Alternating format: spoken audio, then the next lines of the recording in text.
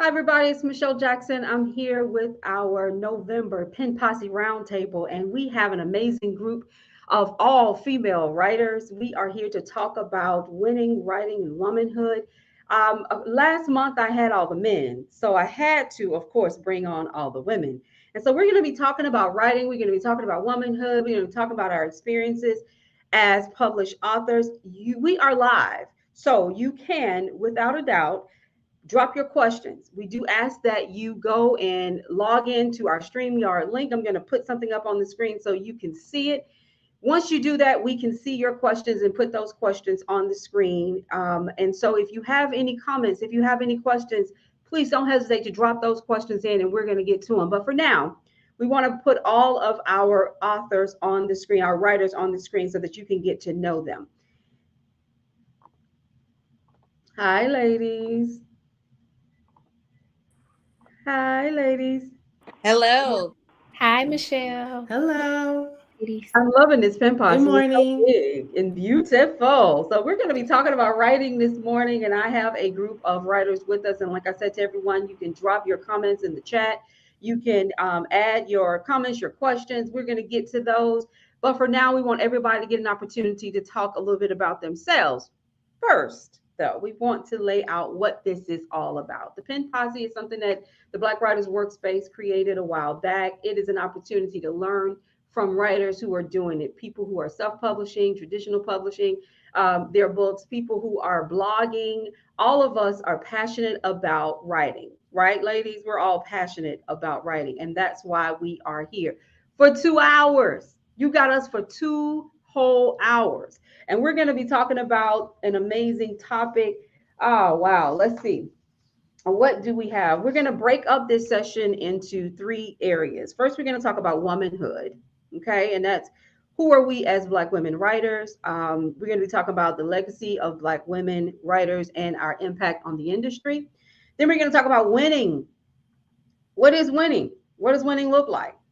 And we're going to really talk about that. We're winning in life as well as winning when it comes to writing. And we're going to be looking at the perceptions of the mainstream media, the gatekeepers, and everybody who is in this industry and how they're connecting with us as Black women writers.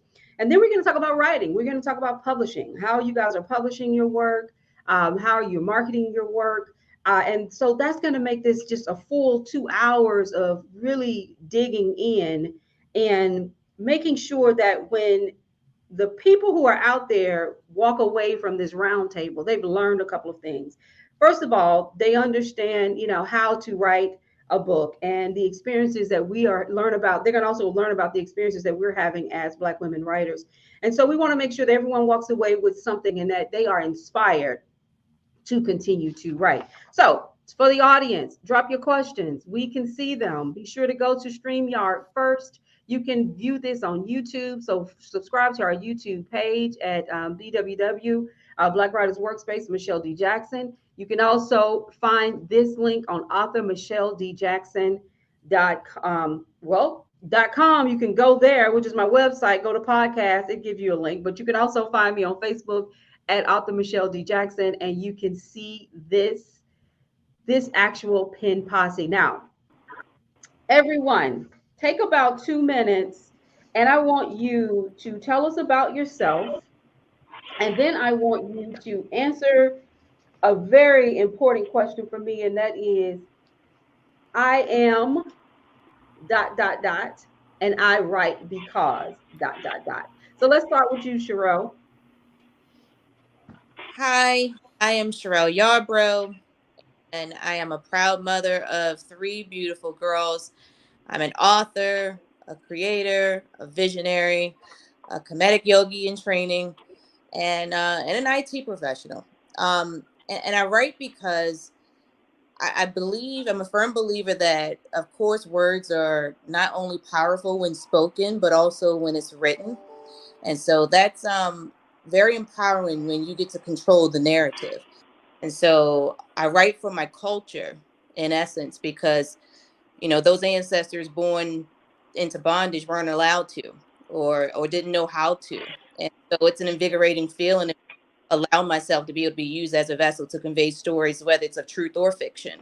And so, and those stories will evoke certain levels of emotion.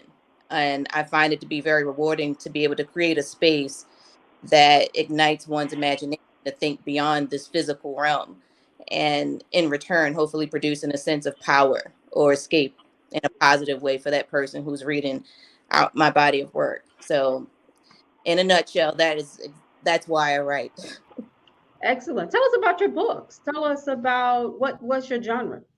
Well, the genre is children's picture books, and it's mainly like sci-fi, adventure, and we wanted to write something that was thought-provoking, captivating, and yet just very fun and adventurous for children, uh, particularly young girls of color, to be able to see themselves in a way that is brave, bold, and heroic, but yet have a sense of vulnerability. And so these three young girls, which is inspired by my three young girls, are superheroes, and they go on this journey to be able to give the next generation, their generation of superheroes, insight with using that special power of their third eye to be able to open an endless door of possibilities that creates more supernatural powers. And so it's going above and beyond with just kind of navigating around through getting rid of the old um, generations of conditioning, and bringing forth the new. Okay, I love that. Thank you so much for sharing Thank with us.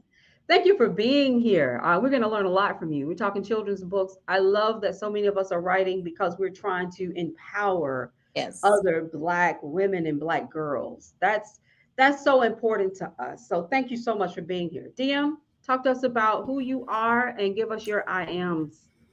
Hello, good morning. I am DM Lurie. I'm out of Toronto, Canada. I am an author, I'm a mother, I'm a wife, full-time employee, um, jewelry maker. Like I got a whole bunch of side hustles too, but writing is my passion. And I write because it's part of my self-care regimen. It's my me time. It's almost like a meditation for me. Helps me to focus. I have pretty bad anxiety. So this is something that I do that's part of my daily, if not weekly, self-care regimen. But also I write because I'm noticing. So I write in the paranormal, fantasy and urban fantasy genre, and I'm noticing more and more every day that Black women are represented as these warriors, as these people who go into battle. They pick up a sword or they pick up a weapon and they fight. Whereas those people exist, but I write for the introverts. I write for the ones who are battling, internal demons as well as external demons. My writing focuses on mental health, even within the fantasy genre. And I write because I wanted to see someone like me in those worlds that I love so much, in the vampire world, in the witches and the werewolves, someone who suffers with mental health challenges and battles mental health challenges and makes progression and comes out on top. So I want to write because I want those Black girls out there who are facing those mental health challenges to be able to escape in the way that I use these fantasy books to escape, but also to see themselves in that world and to know that they're not left out, that they have value in that sense. So that's my passion. Love it. Thank you so much, Toronto. I love that. DM actually is one of our winners for the Chapter One writing competition. Her work is she's doing big things. So please, everybody, continue to support everybody on the screen. Okay, that's what we're Of doing. course. We're here to support each other. We're not just here to talk. We're here to support each other. And what I love about Pen Posse is I don't necessarily know everybody, so I don't want everybody thinking that these are my, we hang out and they're gonna just say things that I want them to say. They are all women that I'm getting to know too. Okay. And I love that because I love to know that I have this big community of writers. We all do. We have each other. And so that's what this is all about. That's what the posse is all about. We already have comments coming in, but we're going to hold because we haven't even got through introductions. So, Jessica, talk to us about yourself and tell us about your IMs and why do you write? Good morning. I'm Jessica Lovelace. I am a published writer. I've written and published 2 novels. I've written short stories, poetry, screenplays. I've written stories for digital platforms. I've managed a couple different blogs. But my favorite form of writing is to write novels. I'm currently working on my next novel project at the moment. I'm hoping to have that completed by spring of next year. And I'm a mother, wife, a Black girl in tech. I and I write. I write because I personally just love telling stories, which is why I find so many different platforms to write in, because I just love finding new ways to tell a story. And it's basically just my truest form of self-expression. I've written since grade school, where I used to just write stories about talking animals. And now I've moved forward to just writing dramatic stories about Black women and whatever they experience in different ways. And I really just love the opportunity to just showcase the Black woman from a variety of different ways, a variety of different perspectives. And I love to show her in her most vulnerable state, because I know that whenever you see Black women, there are always these strong Black women, the magical Negro, who are just perfect in all these areas. I love showing the vulnerabilities of Black women. And that's why I write. So I can really show that side of that. So I can let people know the many sides of Black women. So when we, as superheroes, when we tear off our beautiful blazers and jackets and whatever, what's in the center of our checks is that big BW, Black woman. That's the strength.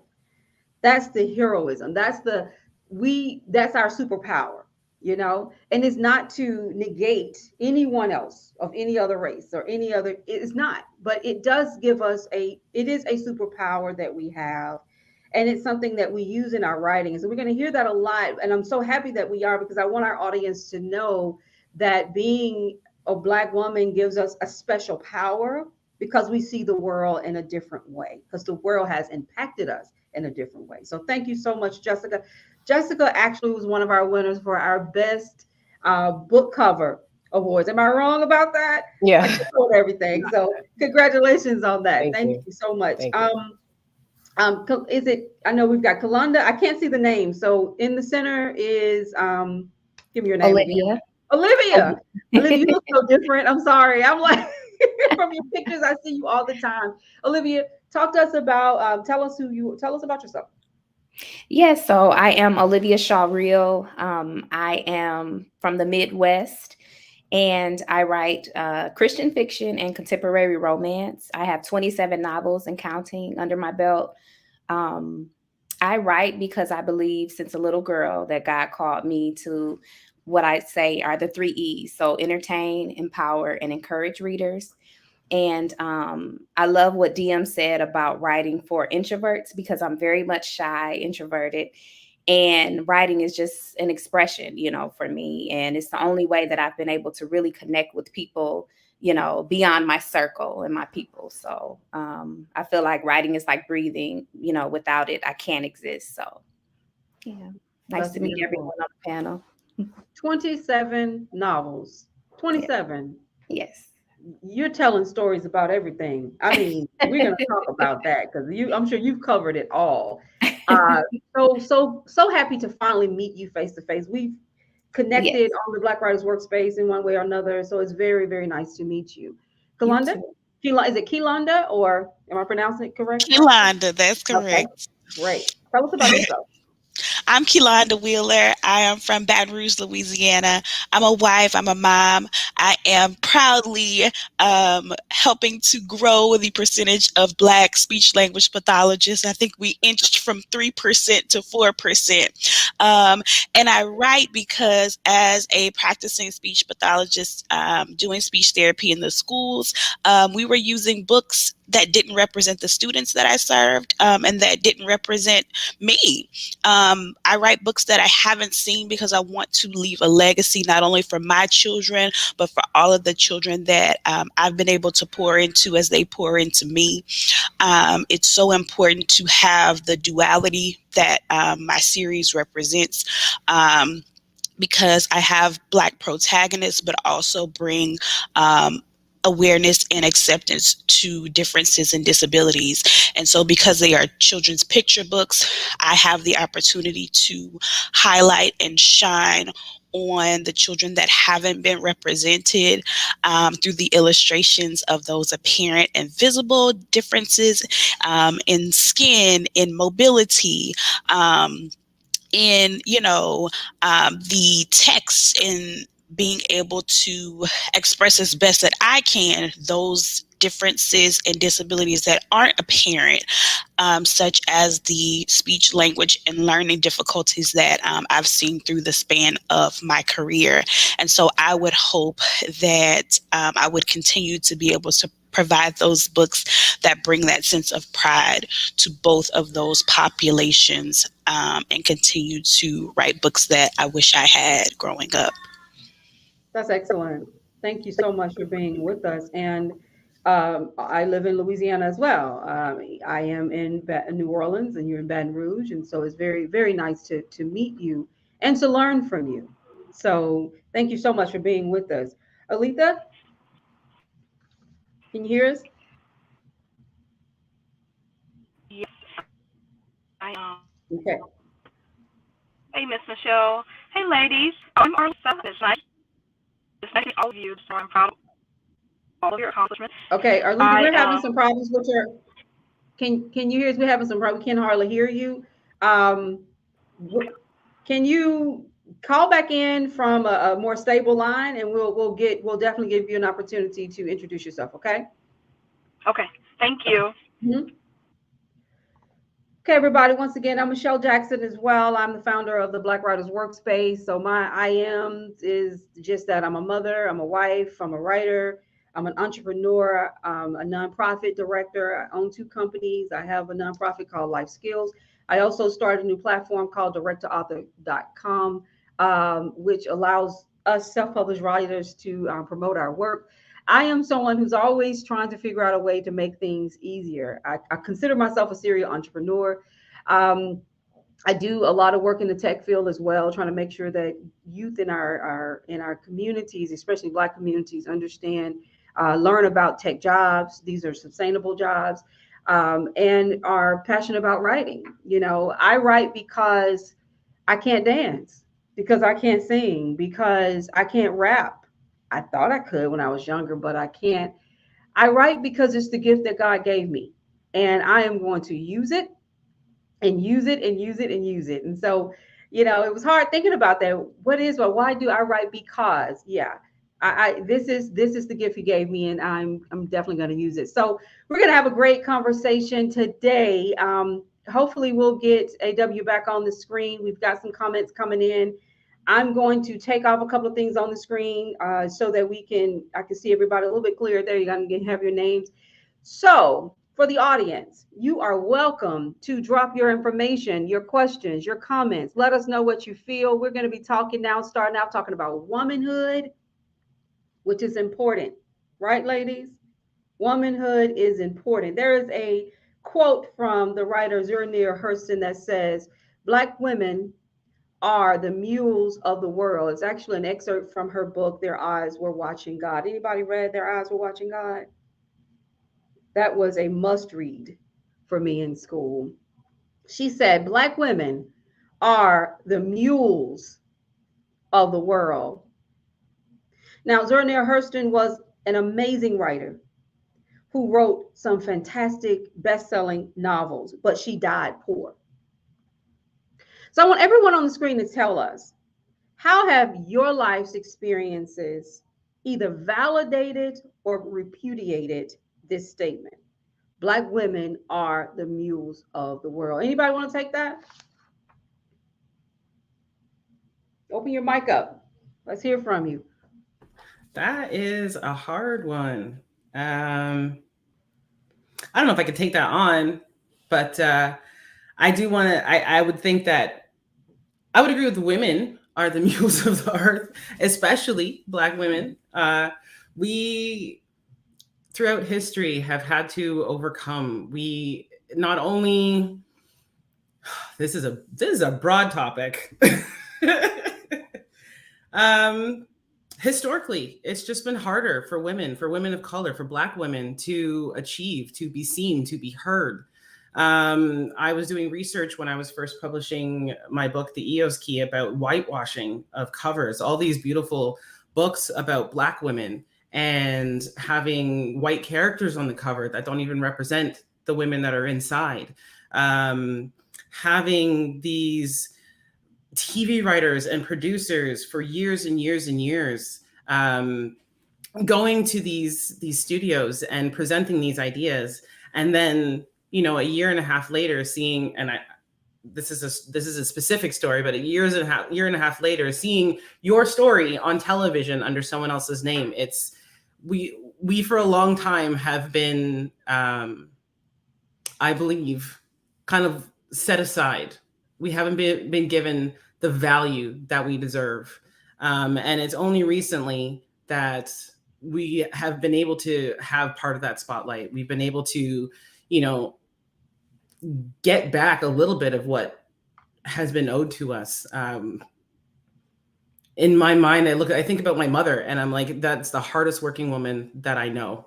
I think we can all agree that we look at our mothers and we think that is the hardest working woman that we know. And then we sit back as some of us parents and think how much they had to go through, how much harder it was for them than it was for us. And if you just think about that generation after generation, before generation, how much harder it was for the woman before, for your grandmother, for your great grandmother, it's just, for me, it's mind boggling to think about. And it's something you said about, this doesn't just have to say Black women, it can say all women.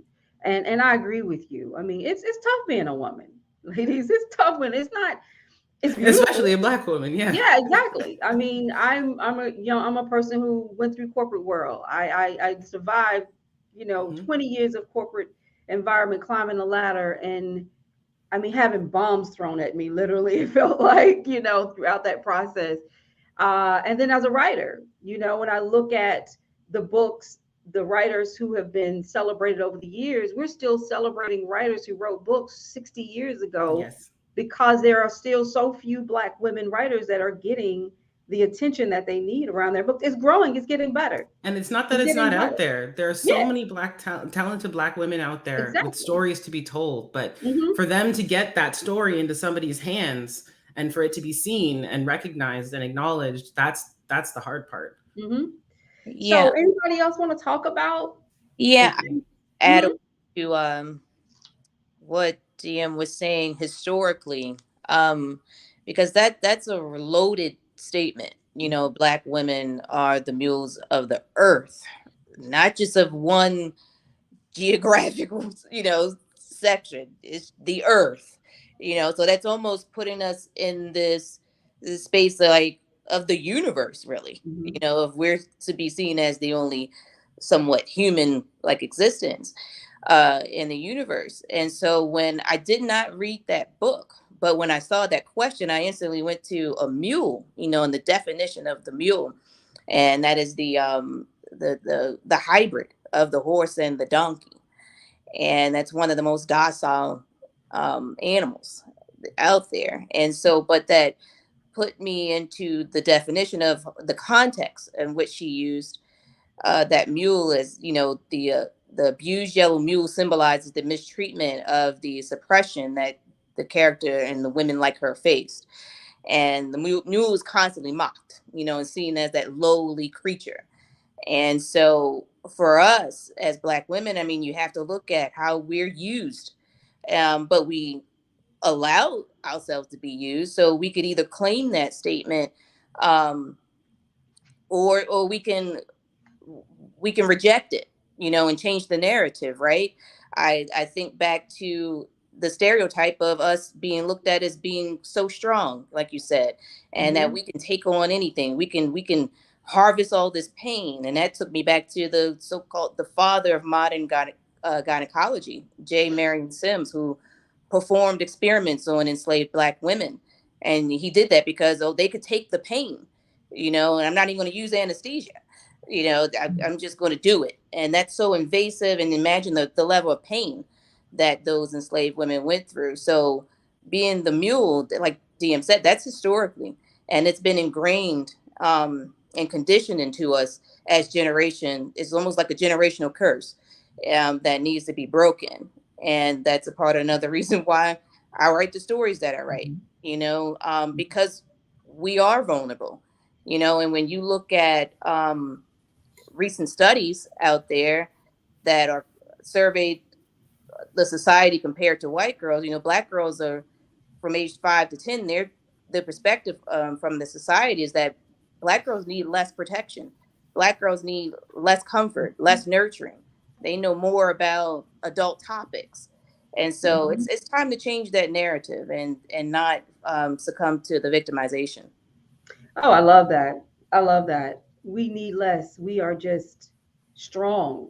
Yeah. We can endure more pain, More independent. more Yeah. I think that's because we've independent. had to Yes, endure more pain. exactly. We've had to. And Yeah. so that's why I wanted to start this out when we talk about womanhood, because everything that was just said really opens the door to why writing is so important for us, because we have to change the narrative. I am no different than anybody else. Yes, I am stronger because I've had to be, but if you ask me, do I always want to be strong? I don't. I don't. I really don't. And so that's a beautiful thing. Now, Zora was at a stage of her life. Of course, this was probably written in the 30s or the 40s. The world was so different, but it does really connect to who we are and what we are still dealing with today. Anybody else want to talk a little bit about this? I don't want to move on without giving everyone. If you see on the screen, someone wrote, "We are described as a mule because of how hard we work and how resilient we are in times of trials and tribulations." On one level, that feels like that's a good quality. On the other level, it's a sad reality. You know what I'm saying? It's like, yes, we should be strong. But then on the other side, why do we have to always be so strong? So thank you for that comment, whoever that is. I can't see the person. So that's great. Anybody else want to talk about this? Yeah, I wanted to Mhm. bring up because I looked it up. I looked up that quote because I did read the book. It was in like elementary school, no middle school, so it was a while ago. But I did find a poem by Glennis Redmond called "Mule," and it was based off that quote from Zora Neale Hurston's book. And how it starts is, she scowls all the time because her shoulders bow underneath all the work and worry and get nothing in return. And that's why her feet are planted in stubborn stance. And that's why she don't move when others around her say move. And if it's a really good poem. So if you haven't read it, definitely go back and read it in full. But I really got the context even deeper of Zora's quote by reading that poem. And I do see that in my own life as far as how I would validate that quote, because in my own personal life, I've always had to work harder, despite the fact that, like, working at, an average pace is always good enough. But because I'm a Black woman, I have to work harder. I have to work twice as hard as my counterparts to be seen as equal to them. If I were to work just less than, or just like my, average best, I wouldn't be considered equal to them. I'd be considered less than them, despite the fact that, in my opinion, my average is just as good.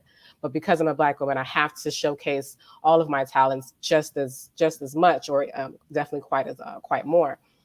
And then I run into the issue of having to be accountable for twice as much. So I have to be just twice as good. But then if I fail, it's seen much worse than if someone, any of my counterparts fail.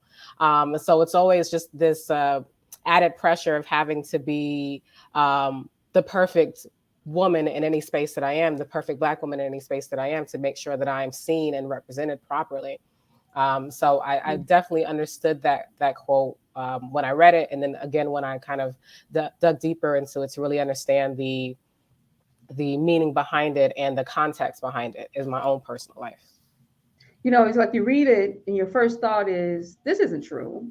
And then you begin to digest it and you realize that a lot of how the things that we do, how we live, and like you said, the perception that we have to work hard, is it real or is it a perception? Do we really have to work harder, or do we just think the world expects us to work harder?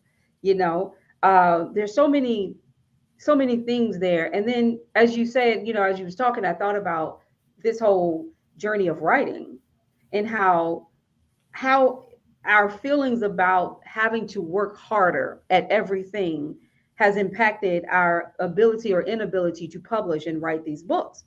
Because I know for myself, you do get to a point where you say, I don't see a lot of black writers, black women writers doing big things. Should I be trying this? Should I be doing this? Is this something that the world is going to accept? Am I going to be good enough? And we have to know that we are. We have to know that we are good enough. I've lived my whole life under that same umbrella of I must work harder. I tell my nieces that. I tell my son that. But is it real or a perception, ladies? Do we have to work harder to be successful? Or is it just a perception based on our past, based on what the world has kind of said to us? Anybody want to take that? I have realized that I'm not sure if I can tell the difference anymore. Mm-hmm. I don't know. Since I've created the standard for myself, I'm not sure if I can not work harder. Whenever I like, let's say, for instance, for my classwork, when I was getting my master's, I didn't know how to not go above and beyond what was asked of me, because I was afraid that if I didn't, that they'll be like, okay, well, no, you messed up, like you didn't do enough. And even if, let's say, like, that wasn't the class standard, I would still feel the need to go above and beyond, because I just had that fear that if I don't work hard, I'm not going to be seen as enough. And so it might certainly be perception that I don't have to work as hard, but I can't wrap my mind around that. I simply can't. Like, I have to work harder, or I'm afraid I'll fail. That is exactly how I feel. Anybody else want to take it? I do. Okay. We all want to touch on it. Go ahead. No, I think that that all of the same things can be true at the same time. With when it comes to womanhood, when it comes to writing, when it comes to existing as a Black woman in all of the spaces that we have to occupy, we have moments where we have to take up space and regulate and say, you know, these systems that are in place to keep us down and make us work harder and be that mule do exist. You know, it's not ideal, but it's real. And then I think there's also a space where I can be soft. I'm a wife. Sometimes, husband, you got to carry more this time. You know, sometimes I'm not well. And that means that, you know, in this partnership, there has to be a balance of you take them. The two people we made, they're yours too. You know, they'll be okay. You know, and then when it comes to writing, I pulled up this quote from another author. Her name is Shantae Jones. And she said, we are not underrepresented in books. We have been intentionally and historically excluded. Language matters. And so it's so important that we realize that there are true you know, evils and things that are trying to combat what we're doing, but also creating a new narrative. And I think that's the responsibility of our generation of writers, that we get the privilege to say, no, this is my boundary. No, I'm living the soft life, as they say, you know, the young people, right? And that part is okay too. And no, I'm not going to be perfect in every single way. But if I want to be extra on this because it's my book and it's my name on it, and I want to be a little bit perfectionistic on this part, I can do that, and I get to choose when I want to do that. And that's the power of being, you know, in a somewhat evolved space that still has more room to improve. Excellent. Olivia, you're the only one we haven't heard from, and that's excellent, Kilonda. You want to talk a little bit about this before we move on? Well, everyone pretty much summed up exactly what I'm thinking. But then I just thought about, and this is kind of going off topic, but it kind of has the same, you know, element. So a white reader, she wanted to know why I didn't have any Black characters on my book. She was like, because, you know, that kind of excludes, you know, your white readers.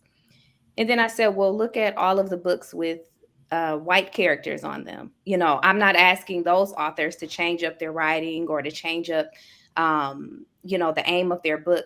And so it's just like we're always told that we're not good enough or we didn't do enough. And so we do walk around with that mindset.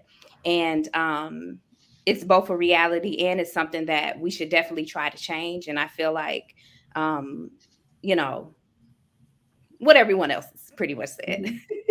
Right. Thank you, ladies. Worlds can definitely exist at the same time. Absolutely. I love everything that you say. We're all talking about, because this idea of womanhood, it can sometimes be a tough conversation because we are expected to be so strong, you know. Um, but yet our stories are not being told. In my opinion, they are just beginning to be told. Like, I was taking a look at some of, I love movies. I don't know if you guys know, but I sit and watch movies all day long. So, and I just love sitcoms, anything. So, this idea of what we're seeing now in the movies, all of a sudden, and I always say that this was definitely impacted, I think, by George Floyd's murder. I really do. That after the murder, we are now seeing more Black faces, more diverse stories in the media. Companies are being more, they are looking at diversity and inclusivity as in a different way. All these things are happening because that was this aha moment of, we as a race of people have been mistreated. Okay. But these are some of the things that are now. And I look at movies and TV shows and say, these things come from great written works of art. Teal, okay, a movie that just came out about, of course, Emmett Till, the murder of a 14-year-old down in Mississippi. And his mother is telling the story is about Till's life and his death, the horrific death of Emmett Till. But on the cover is this beautiful Black woman, The Woman King. Anybody saw The Woman King? Amazing story. Starring Viola Davis, set in the 1800s, all female warriors to protect African kingdom of Dahomey. We look at the small screen. Queen Latifah is playing in The Equalizer. Queen Sugar, Insecure. We're seeing women, Black women, in different places, different spaces. But are they getting it right? Are they really capturing? Are we being able to see the real story of the Black woman in America? I believe that they're beginning to move towards that. But ladies, talk to us about building that character that is a true character, that is someone that you know. And I always think about my mother, like you said, DM, the type of woman that she was. Are we seeing ourselves finally in these movies? And if we're not, someone tell me, what do we need to be saying to Hollywood, saying to the publishing companies? What do we need to be saying to them to get to the point where they are really capturing the true essence of Black womanhood? Anybody? Stop the stereotypes. It's really quite simple. Like, all Black women are not the same. We all experience things differently. We all lead different lives. We all love different people. We all love differently. We are different. We're not, again, these warriors, these, I was just watching, oh gosh, it's a sapphic vampire love story on Netflix with a Black vampire and a white vampire hunter, or sorry, a white vampire and a Black vampire hunter. And again, this family is this family of hunters, are these strong, very confident family. Of course, they have their problems, but it's this idea, this continuation of the idea that Black people are all strong warriors. Black people are all confident. Black people are all loud. They are trying to find adjectives that aren't wholly offensive, because when I keep seeing these stereotypes in the media, it keeps perpetuating the idea that this is how Black people are to the rest of the world. And for many of us here, we are trying to change that narrative. We're trying to say that, no, not all Black women, not all Black people are warriors. We're not all strong. Some of us, we deal with problems. Some of us have mental health issues. Some of us are dealing with physical issues, with illnesses that affect our everyday. We're not these strong mules, like the quote said, that, some of us are soft. Some of us need care. Some of us need help. Some of us need to be carried. And our strength lies in making it to the next day and finding things to believe in. So excellent. I would love for media to get away from the strong Black stereotype. Yes, we are strong. Yes, we are Black, but that's not all we are. And that's all I seem to see in the media these days. And platforms like these are so important because I found that like the things that felt trendy or that, fit the stereotype that I might even like, right? That I was like, I don't like that no more, right? But I think that it's so important that we have the variety there. Platforms like this where you can meet women who write different genres, who have different personality types, who have different experiences. It's important that that is highlighted. Like when you mentioned Insecure, like I was thinking like, yeah, awkward Black girls who like things that, people tell you shouldn't like, who, yeah. So it's one of those things where I think the more that we are in spaces and places that highlight those varieties and differences as all great and all amazing and all still, deserve an equal amount of attention and honor and value, then we can really start to see that whereas before the highlights and spotlights were so far and few in between, we just accepted because we were like, okay, they look like us. Like, I remember seeing, a brown skinned girl that was, a little bit chubby, right, on TV. And I'm just like, yes, she might not even be the greatest actress, but that representation just felt so good. And so now varying that to, their interests, and they're not just sideline characters, like they have a whole story and this whole journey that brought them to the place where we meet them, is so very important. And Michelle, you also mentioned about these movies and TV shows being produced and people embracing diversity, equity, and inclusion. I think it's also important to realize that some of these companies are not doing so for the right reasons. And we also have to be cautious that the stories that may have Black characters may not be the idea of Black writers and creatives. So I think it's so important that we do, see the faces behind some of these things that are being produced and ensure that it's done so and that the right people get their coins for the creative outlets that they've created, because sometimes it's just for profit. Yeah, I 100% agree. And that's why this is so important that we're talking as writers, people who are actually dumping all our imaginations and passions and everything on the paper, because, we talk a lot about the gatekeepers and they don't know who we really are. And, they're making determinations about what the world wants to read, but yet aren't really having anyone at the table that represents us. Well, this is how we're going to get our foot in the door, is to keep putting out and talking about it in whatever platform we can, talking about it in a way like this, where it is a good conversation, not to tear down anybody, tear down anything but the oppression of this whole situation, but letting people know we want to be viewed as soft. First of all, we're just people. Okay. Stop putting us in a box. Just stop. Okay. Stop. All Black women aren't loud and crazy and ghetto fabulous, and some of us are, and some of us are all things, and it's okay. So that's great. Thank you for bringing that up. I really appreciate that. We've got a lot of comments coming in. Does anybody else want to tackle this before we move on to the next topic of winning? We had a lot of comments coming in. I'm going to put a couple of up on the screen. Anybody want to respond to them, please do so. I do want to bring up one additional thing about the movies.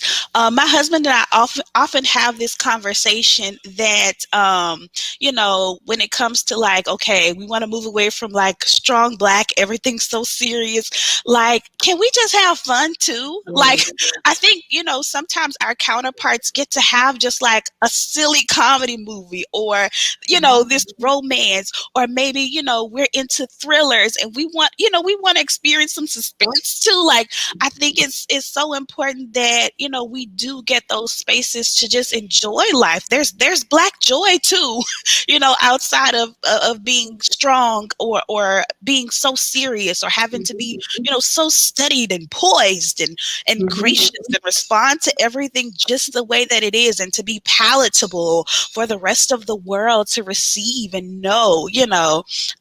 I can speak in the dialect that I grew up in and still give you, you know, an analysis of whatever, you know, research I've read. Like, you know, there's so many little nuances to it. And I think I love language so much that I don't want to discount the importance of just things for just enjoyment, you know, that it doesn't always have to have this edge of, you know, being so serious and, you know, making such a movement. While those things are definitely important and we need movies and TV shows and books that shed light to that, I think, you know, and paired with the soft life, we just need joy too. Yes, I 100% agree. I love that. DM? If I can add to that. So I can't remember where I read it, but it was also in, I don't know if you've read 7 Days in June, where the main character in the story, she says she's an author and she writes paranormal romances. And she makes a point that says, most people aren't interested in a Black story unless it's about their struggle. The struggle is what sells. And she was trying to write, you know, she was trying to write a story about the way that she wanted it. Anyway, I don't want to give too much away about the book, but it's a great book. And yet publishers and media was all, where's the struggle? Where's the struggle? Where's the Black struggle? That's what people are looking for. And I think you're absolutely right in the fact that we want to present not just the Black struggle, where this warrior has to become a warrior because of the struggle that they've been put through, but let's have the fun times. Let's have the meet cutes. Let's have the little romantic sidelines. Let's have the, you know, just the funny movies that feature our people, that feature Black people, just having fun without the basis of the story being our struggle, being a struggle based on race, being a struggle based on class, being a struggle based on something that has to do with our race. Absolutely. I want to take this question. Thank you so much, ladies. That was a great round. I 100% agree with you, DM. And Yolanda, we're regular people. We want to see stories about regular people. I have a hard time watching period pieces. I watched one last night, the latest movie by Tyler Perry. I cannot remember the name of it. And I mean, I couldn't sleep last night. Wonderful movie. And I won't spoil it for everybody, but it just, these period pieces that take you back to a time when we were so oppressed that just seeing the movie just shudders you. It makes you feel like it just reminds you of how inhumane we were being treated during slavery, directly after slavery. And I struggle with watching those. I really do. I struggle because I want to laugh. And I'm going to say, yeah, a Jasmine's Blues, great movie. I think everyone should watch it. But it was a very hard piece for me because I am at a place in my life where I need to see that joy. I need to see us win. And that's what I'm pushing for. This is something on the screen, ladies, I want to talk a little bit about. A user says, as a Black man, I find the attribute of a strong Black woman attractive. Maybe I'm programmed with stereotypical thinking as well, but I've always viewed a woman that was too docile as unattractive. Am I wrong in the frame of thinking or adding to the stereotypical framing of what a Black woman should be? Anybody want to take that? Sherelle? Yeah, I think that you're not wrong, you know, because I think you have to clearly define what you consider a strong woman to be, you know, because that's very layered. You know, because even in our book, we showcase one of the main characters as having that life virtue of strength, you know, but that's not your traditional definition of strength, with having that physical ability to be able to lift things up and be strong in that manner. It's more of a mental strength, you know, and so it depends on how you define strong woman, you know, because to me that could be anything from a strong woman who's a little bit of bold, you know, she can adapt to a mentality of like thriving to survive and handling whatever circumstance comes her way. embracing adversity and developing a keen sense to, be able to navigate through tough situations. And it can also be that balance that she possesses of being mentally and emotionally stable. So I think it's all in how that term strong woman is defined. And I think it's all often in our society depicted as what we see in the media, of being the strong Black woman. I'm independent, I don't need a man type thing. And when you get to that level of comparing being a strong woman to being close to a man, being a man, and then you're making those comparisons, then it's like that creates conflict. So I think it's all in how we word it and how we define what is a strong woman. I agree. Let's talk about our characters in our books and strength. And maybe that'll help this particular person better understand how we view strength in a woman. Because when we sit down to write, we're digging into ourselves, right? We're writing characters and building characters that are a little bit us, a little bit mom, a little bit grandma, auntie, lady down the street, people we've interacted with. But we're building characters that we can stand behind, because I'm not going to put somebody on paper that I can't stand up for. So let's talk a little bit about whether you're writing children's book, Christian Christian fiction, or a self-help, sci-fi, paranormal, fantasy. I have a hard time saying that, DM. Whatever you're writing, let's start with you, Jessica. Let's talk a little bit about the characters that you're writing, that you're developing, and how do you show strength through them? So give us their names, tell us a little bit about your characters, and if it's self-help, like for you, Olivia, if I'm sorry, you're not writing self-help. If somebody is writing self-help, still tell us about the development of the narrator and how you're showing strength through them. You want to start, Jessica? Sure. So I wrote a book of poetry titled Upendo, which means love in Swahili. And I wrote the poetry book as a love story. So it's not just a collection of random poems. It follows a story, and it follows a story of a young Black woman, finding herself.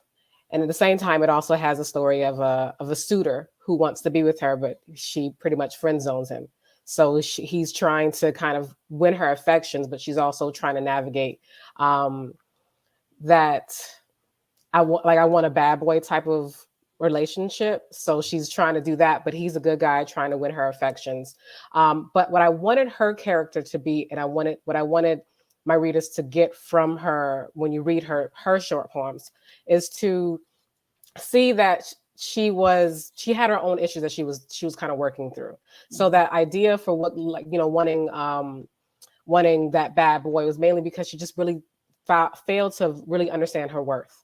So she's kind of discounting and discrediting all the works and efforts of this good guy who's really just trying to be with her, because she doesn't understand her worth. So you go through the poetry book where she finds self-discovery, and he kind of falls in and out of love with her as she goes through that struggle. But really, it's just the whole point is her finding her self-discovery. Mm-hmm. And that's what Upendo is. And I really wanted that, because like, I know that's kind of was my own experience growing up. I really didn't understand my self-worth. So I kind of took whatever was given to me, as opposed to really defining what I knew love to be, based off my own experiences and my own needs and my own boundaries. And I wanted to really showcase that through the poetry. The book that I'm currently working on now, I really love her character, because I've been writing this book for years, and I've written it so many different ways. But I never deviated from who the characters were. I just couldn't get the stories right. And now I'm finally getting that story right. And so in the poetry book, the woman was nameless, but in my current book, her name is Yomi. They call her Bird as a nickname because of how she looks. Because another thing I really wanted to make sure with my book, with my characters, is that I didn't want to have them be the stereotypical beautiful Black woman, like the standard of Black beauty. I wanted to really have her not be like this full voluptuous woman, like that you see in the music videos. I wanted you to see her. I wanted you to see all form. I want my readers to see Black women in all shapes and sizes, and that be considered beautiful. So she's considered bird. She's called bird because she's of how she looks. She's very slim, delicate, and bird-like. But she's very flawed. But she doesn't showcase that. She doesn't showcase that in her work. Like, so she, I'm not giving too much of the story away, but this is on the back of that cover. She was a CFO, and now she's no longer a CFO. And that fall from grace is her is her journey of self-discovery. It's her trying to figure out who she is as a Black woman, who she is as a woman, not necessarily just a Black woman, but who she is as a woman, coming from her family, raised in the household that she was. And what was really important to me, because like how we've discussed earlier, is how Black women aren't a monolith, is not only discussing the awkward Black girl, and while Yomi will have some mental health issues that she's struggling through, but she's also a Caribbean woman. Her background is her parents are of Haitian descent, because I'm Haitian. And I really find that to be really important, because you don't see Caribbean women. You don't see other cultures represented in Black women. You have just the American Black girl, and that's all Black women. And that's just not reality, because I've never seen a story about any Caribbean Black woman on the big screen or anything like that. And I've always found that to be so disheartening, because our stories aren't the same. A lot of times they do think that because we're Black, we all have the same story. We did not grow up in the same household. I can promise you that. Growing up in my Haitian household, I did not. There's so many experiences that a lot of my American Black girlfriends don't understand or can't connect with. But if I have any other Caribbean, it doesn't have to be Haitian, they pick it up immediately. Like, they know, like, oh, we must have all grew up in the same household. So I really want to create Black women who are flawed, layered, and also for my Black women, they usually have to come from some type of Caribbean descent, just so I can have that in my story. I think it's important that everyone understands that what we see in the media, and we talk about the media a lot, what they show, what they say is beautiful. You want to believe that the media's outlook or perception of us doesn't matter, but it does, because I feel like that's where this idea of strength comes from. It's like they're putting us in these boxes, and everyone has to, when you meet people who aren't familiar with your culture, like you said about Caribbean women, we go back to what we've seen on TV, what we've seen, in the news, what we've read in the news, what we saw in magazines. If you're not familiar with the culture, you're going to pull in those stereotypes, because that's what you see. And so that's why we have to be in control and change the narrative. We have to make sure our books are getting out there, our stories are getting told, and we're building characters of women that we want the world to know and to see, so that when they relate to us, they're not just thinking about a mammy, but they're thinking about this beautiful character in this book that they read about. I may not know a lot about the Black culture, but I read this book, and this book had these beautiful Black women in it, and they were all from all walks of life, and I got to learn. Books teach us. I don't know about you guys, but I learned a whole bunch from books. I mean, I've been married 20 years, and I dedicate that to books. Number one, the Bible, and then other books. So nonetheless, we do pay attention to those roles. So thank you so much for that, Jessica. I love that you're building these strong characters that are awkward and unique and human, because I do the same thing. I want my characters to be women that people know, not just these beautiful, perfect women. We're not perfect. Olivia, talk to us about your character building and how you're building your Black characters or narrators or whomever, whatever you're using. I mean, you 27 novels. I can only imagine. Tell us about your strongest Black female character. So I'll actually put myself on the spot. So I got my start in urban fiction. And that was a very particular genre where I did write about, the drug dealers or, people in and out of jail. And then I realized, I was like, wait a minute, I don't like how it makes me feel. Like, yes, the story is good and, the readers love it, they're reviewing it, but you know what, this is not me. And then so I kind of went back to the drawing board. I ventured into Christian fiction, which I'm a woman of faith. So I should have been writing about things that I knew about, to start with. But these characters were soft. They were broken. Some were suicidal. Some had, promiscuous husbands. But you know what? At the end of it all, these characters receive redemption. There's messages of hope throughout my book. And I wanted to write characters about women that I wanted to be personally. So whereas in this area of my life, I'm soft, you know, I'm writing about this character who in corporate America, she speaks up for herself. Or, you know, the husbands that we always, you know, are told, oh, you should have this, he should be 6'2", that no, you know, it's whoever God has put in my life as my husband. So I'm writing about these characters that are self-aware and you know, self-discovery. So I have a variety of characters, of course, in all my books, but the main thing is, can I see myself in each one of these women? Yes. Love that. Love that. Yolanda, tell us about your character. Sure. So I think I can relate a lot to what Jessica and Olivia said. Having the responsibility to write for some of our youngest readers, I wanted to ensure that I was affirming the things about them that they may not have seen before. Also, because my books have characters with disabilities, I wanted my disabled characters to not be a sob story. Like, they're powerful. My very first book, the main characters are inspired by myself and a friend of mine. Her name was Alice. And so I created this world that I would have wanted for my child if it were possible for Alice and I to have met in kindergarten versus ninth grade. And so Nia and Araya, those two characters, are able to help influence one another. They like what they like. They're in a performing arts school, which in our area is kind of like the nerds, and they're fine with that. They encourage each other in that. And so I always try to make my characters bolder than what I would have been, in hopes that these young children will take that with them out into this world and not be afraid to be themselves.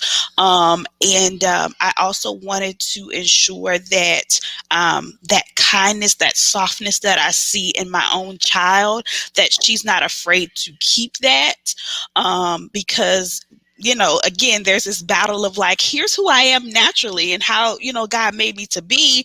And then this harsh world causes me to put up these, you know, these boundaries, these brick walls.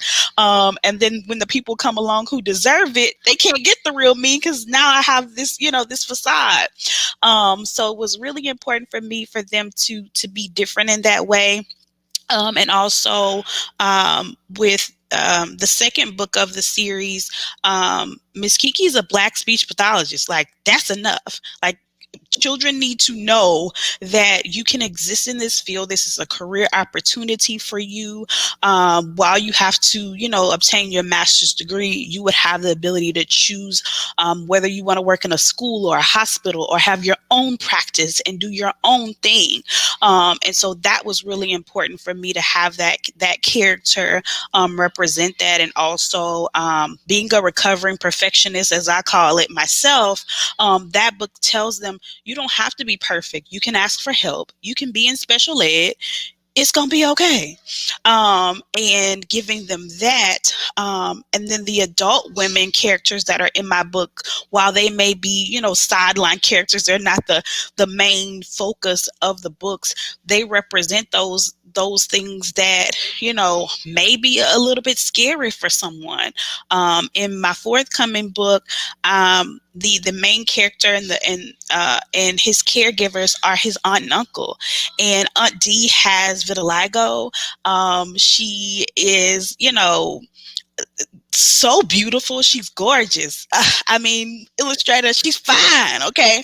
But I thought it's so important to provide that representation where nobody ever talks about it. It's not our business why, you know, his aunt and uncle raised him, but, you know, she pours that love into him and also into herself and goes to the beauty salon. So she gets to live this, you know, soft life and represent, you know, that the things that we can love that may be considered stereotypical, while she's raising this, you know, rough and tough, you know, boy type of boy. So I want all of those characters to really, represent the things that I feel like haven't been shown before, and the things that I wish I was, bold enough to be and do, including natural hair. Yeah, I think I really appreciate that. That was a great round as well. We have to move on to the next topic, but I want to say that, I mean, for Sherelle and DM, quickly, just give me a line on your characters and what makes them strong, and then Aletha, we're gonna let you start out the second phase of this conversation, which is about winning. Okay, we're gonna let you answer that first question since I know you had some technical issues, but you're with us now. So, Sherelle, tell us just very quickly about your female characters. What are some of the characteristics you want the world to know about them? Well, I want them to know that they are brave, and they have courage, and that they are supernatural beings, and but they also possess a level of vulnerability that, when tested, they feel that pain too. It was very important for me to do that with my three young daughters, because I had to realize and come to the realization that I've been indoctrinating them with just only seeing that Eurocentric view of the girls who are brave. It always went back to that main white character who was a girl who was like, she's the savior too. But she has to be protected as well. So and shows going back to the media that we used to see, that I used to see, and was always no one of color really having those supernatural abilities to tap into another world or another realm beyond what what we have now. So I wanted to explore that, definitely, and have my girls be able to see that this is you. This is your history. This is a part of your history. So that was very important for us to capture that. Thank you. Thank you. DM, you want to quickly talk about it? Thank you. My character, Aaliyah Carter, she's had a pretty traumatic childhood. There are some trigger warnings at the beginning of my book. She is a suicide survivor. She runs away from home and the traumatic experience she's had there.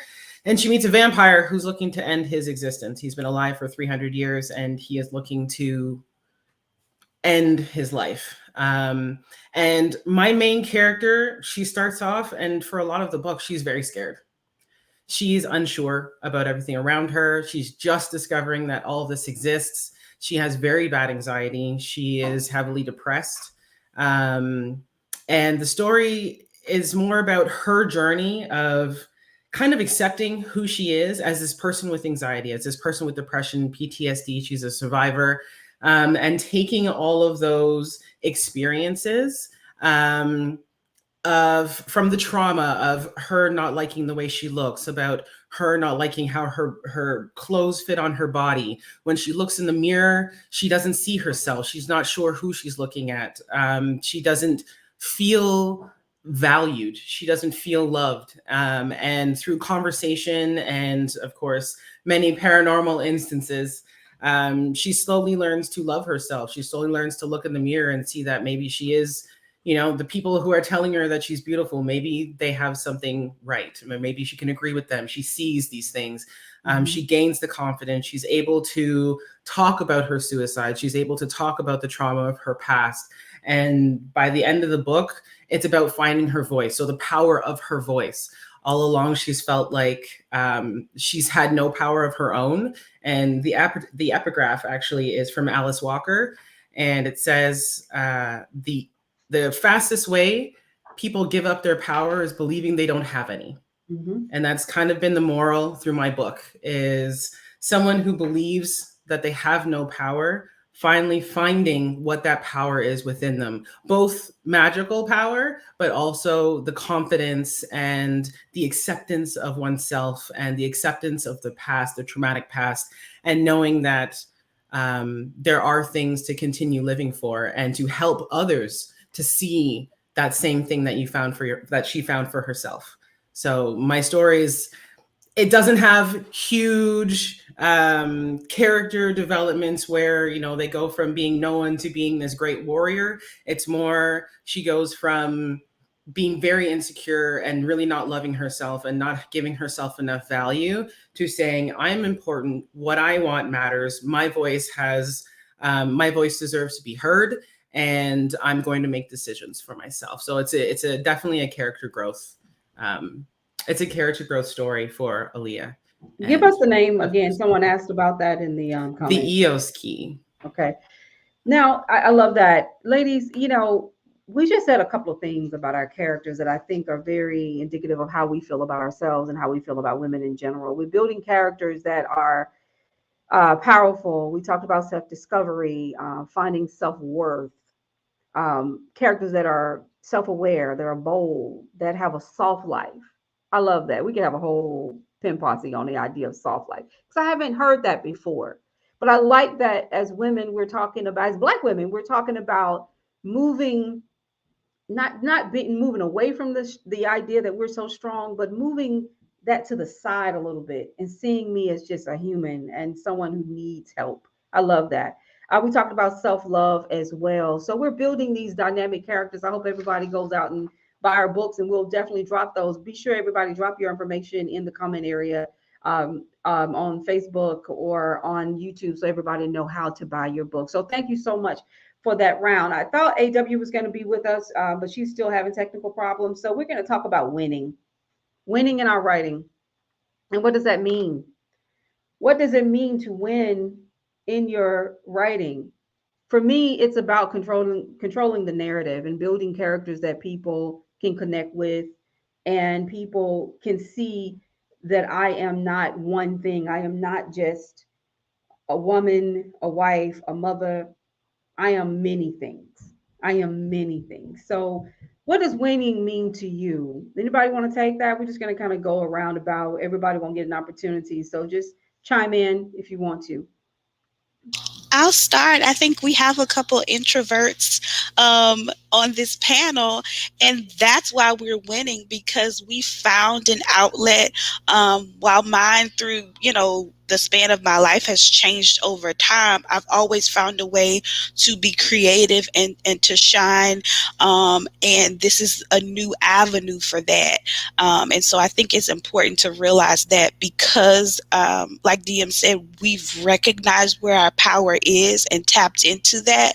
That's what makes us winners, because we're giving the world the books that we wish we had, the characters that we wish we had, and further developing this entire span of it's a variety that we need to give exposure to, in that it doesn't become just the one Black girl on the show. It doesn't become just the side character, and that's what makes us win, because no one's quieting me. No one's putting a basket over my light anymore. I'm not code switching for your comfort. I'm not hiding the fact that I like long nails with designs on them, and I can have all of that and be all of that. And it's in my books, and it's in the homes and hearts and hands of other families who feel seen with that. Well, we have just decided that you're no longer an introvert. We're done with that title. Done. Throwing it out. All right. I love that. Anybody else want to talk about what does it mean to win? Win in your writing, win in your life. What is winning for you? Well, Michelle, you took the words right out of my mouth, because I had that it was actually controlling the narrative, because when you get to going back to media, when we depend on Hollywood to help us, and we need their assistance for everything, instead of us banding together to come up with and produce things of our own, you run the risk of things possibly being, let me use the word, whitewashed. So you being able to control your narrative is definitely a winner for me. I mean, because you get to create a world, whether it's full of constraints or endless possibilities. I mean, the choice is up to you, right? And being able to produce any body of work that evokes that level of emotion, whether it's thought-provoking or captivating, witty, sad or happy, it's like, that's what makes every stroke of that pencil, pen, or keyboard worth writing, and it's all about controlling that narrative, because once that's taken away from you, then it's like everything's lost. Love it. You're absolutely right. Anybody else want to take that? For me, winning in writing is when someone connects with the work. So I, like many of us here, I've been writing since I was in grade school. It's always just been a passion, and I've never really published anything until just recently. And I didn't realize how much I wanted my story out there. But then when people started reading it and connecting with it, I think that had the biggest impact on me and being a motivator, sorry, for writing.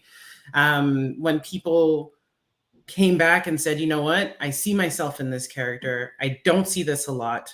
Just like many of the characters in our books and our blogs, giving a voice to those Black women who normally wouldn't be seen in these types of books. Letting them know that they're not the only ones that feel that way. And then when I get that back, when I hear that someone has connected with my work and my writing and it spoke to them in that way, I think that's the biggest win for me. More than any kind of best-selling anything, it's one person just connecting with my story and understanding, who the character is and why I wrote it and why I did it the way I did. So Because the writing is so therapeutic. It's healing yes. the reader, is healing us. I don't care if you're writing about, gigantic bears or if you're writing about vampires.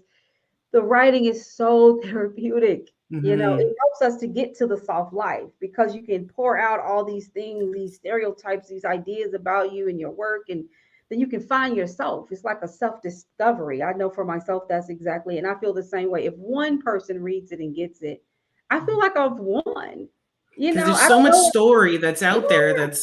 that's the big bears and the vampires and the witches, that's all great and that's entertainment, but then we have the core of these characters, and when the readers connect with the core of the characters regardless of who they are or what they are, that's definitely a win.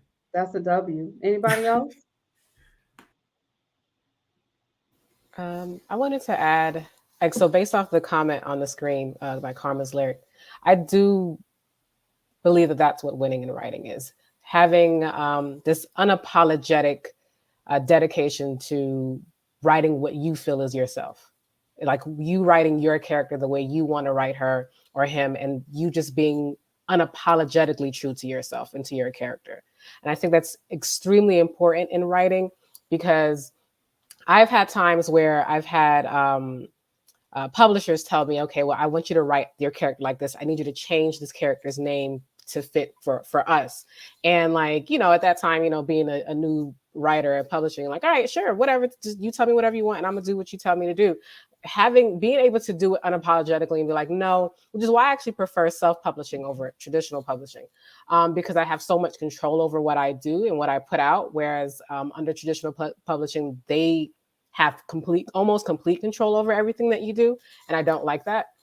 But when you're able to unapologetically remain true to yourself, and then not have that hinge on outward validation. So like, okay, I got 12,000 reads or purchases or whatever. I didn't get that, but I'm still okay because I wrote a story, I finished a story, and I put it out there, and it's real to me. I think that's winning in writing, because we have a lot of. I'll go through the comments through the Facebook page, and I go, well, I'm an aspiring writer, and I go, if you write, you're a writer. That's it. It doesn't mean that you have got to publish, or like, if you write, you are a writer. And if you make sure that you stay true to yourself and stay true to your narrative and to your character and to your core, you've already won.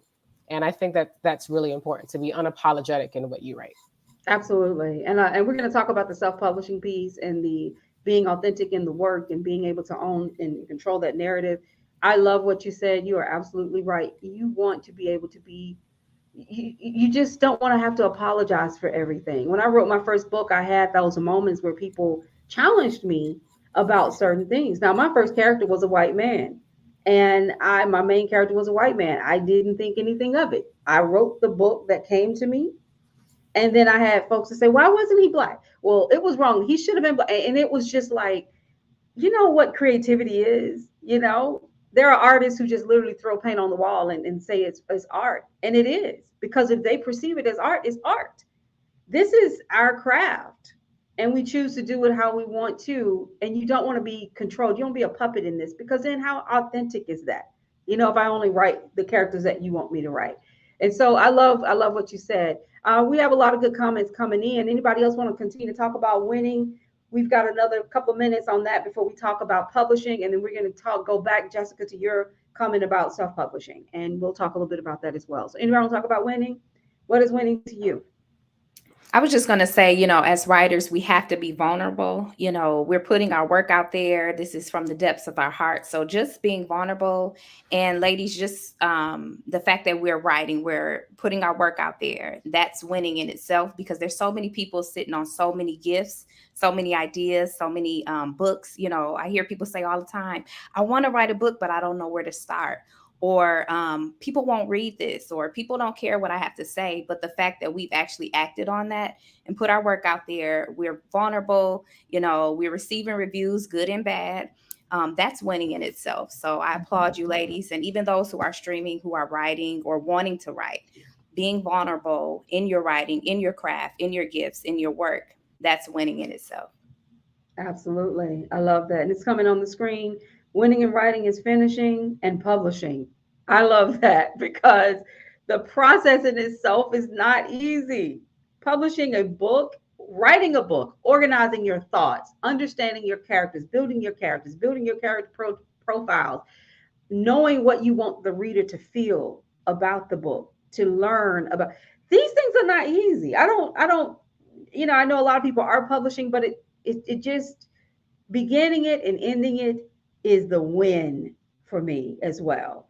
It's a big piece of it. So I love that. Anybody else? I think we haven't heard from you, Sherelle. I think you're the only one we haven't heard from. Or maybe we did. Did we? I spoke on it. Okay. But I love this comment though, because that's the absolute truth, is actually finishing it, because you got a lot of writers who just get the writer's block, right? And then they just stop, or they hear the one no and then stop. So definitely keep going. Keep going. Absolutely. Absolutely.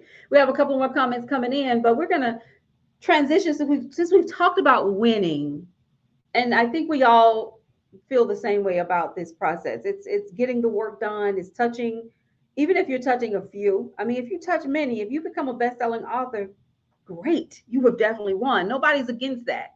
But we don't want everyone to go about writing with the mindset that they're going to be a millionaire. Most of us write and we're not rich from it. Okay. We're rich from the experience, but we're not always financially rich from writing and publishing a book. And a lot of us, we don't talk about that a lot, because sometimes the success is tied to the number of sales.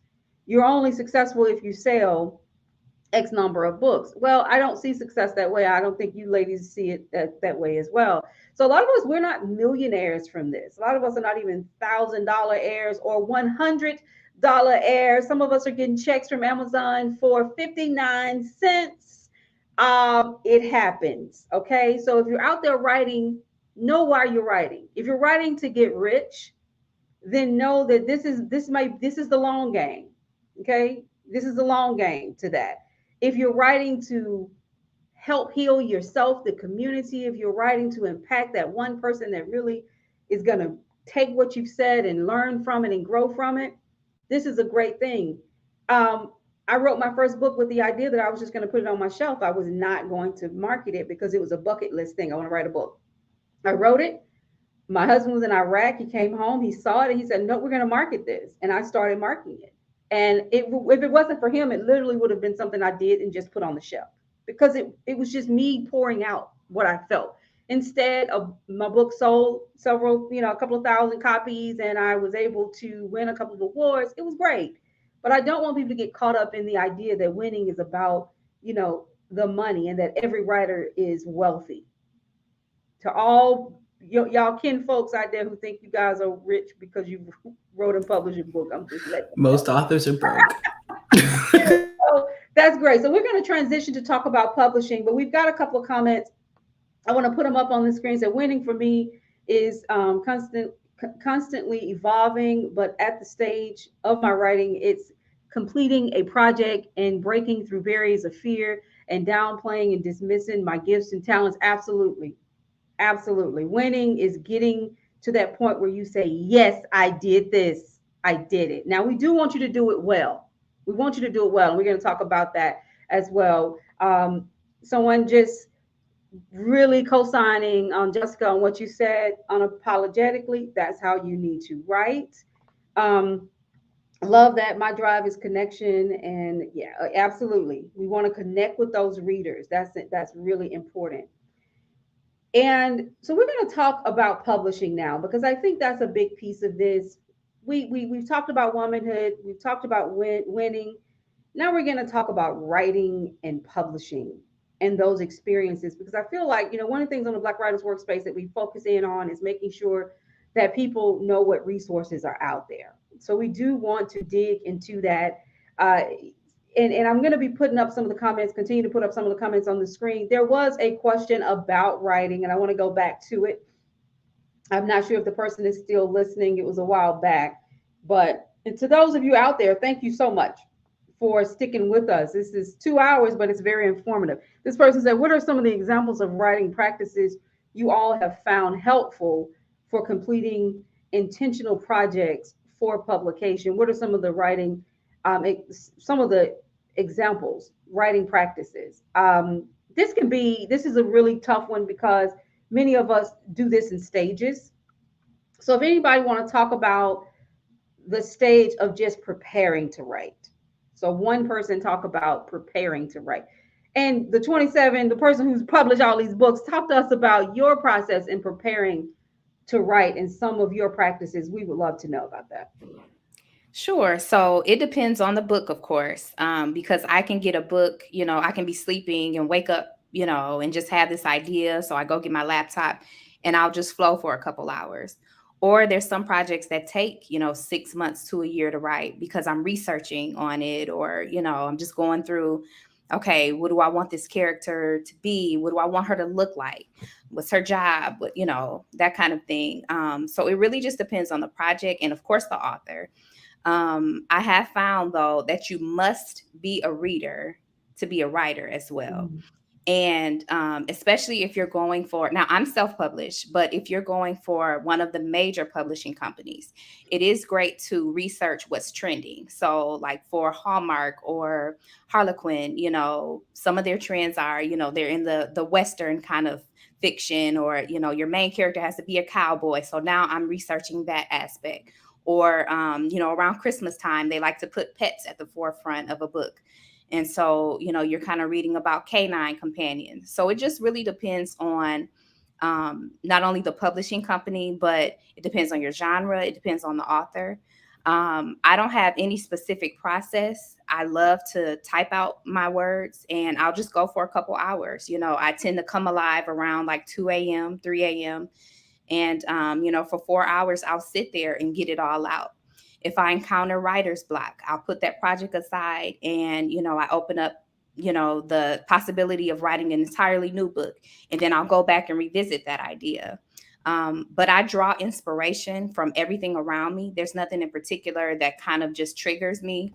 I feel like, ladies, and I don't know if you agree, but I'm a people watcher. And so I'll kind of like, at a restaurant, I'll see this person. I'm like, you know what, that would make for a great character. So I kind of look at this person, try not to be a creep, but I'm looking at this person and, they're inspiring a new character. So I feel like we just can't, as writers, we can't turn it off.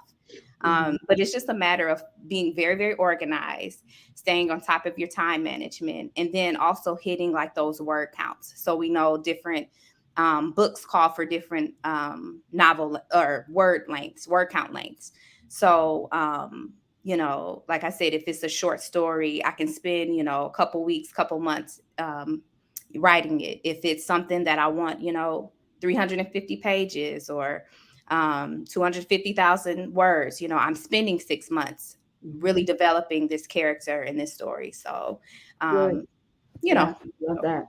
That's great. So that's the before you write, research, get inspired, you don't turn it off as a writer. I love that you said that because that is so true. Before we get to actually working on that outline, I also want everybody at this stage, once you've kind of started the preliminary work, is to start thinking about your genre, know your genre, understand where you fit. Because I read so much work from the Black Writers Workspace and I work with so many writers, one of the things I see a lot is that a lot of us don't know our genres. And so we go into a very broad one and we can't be competitive in that sector. So just please do your homework on that.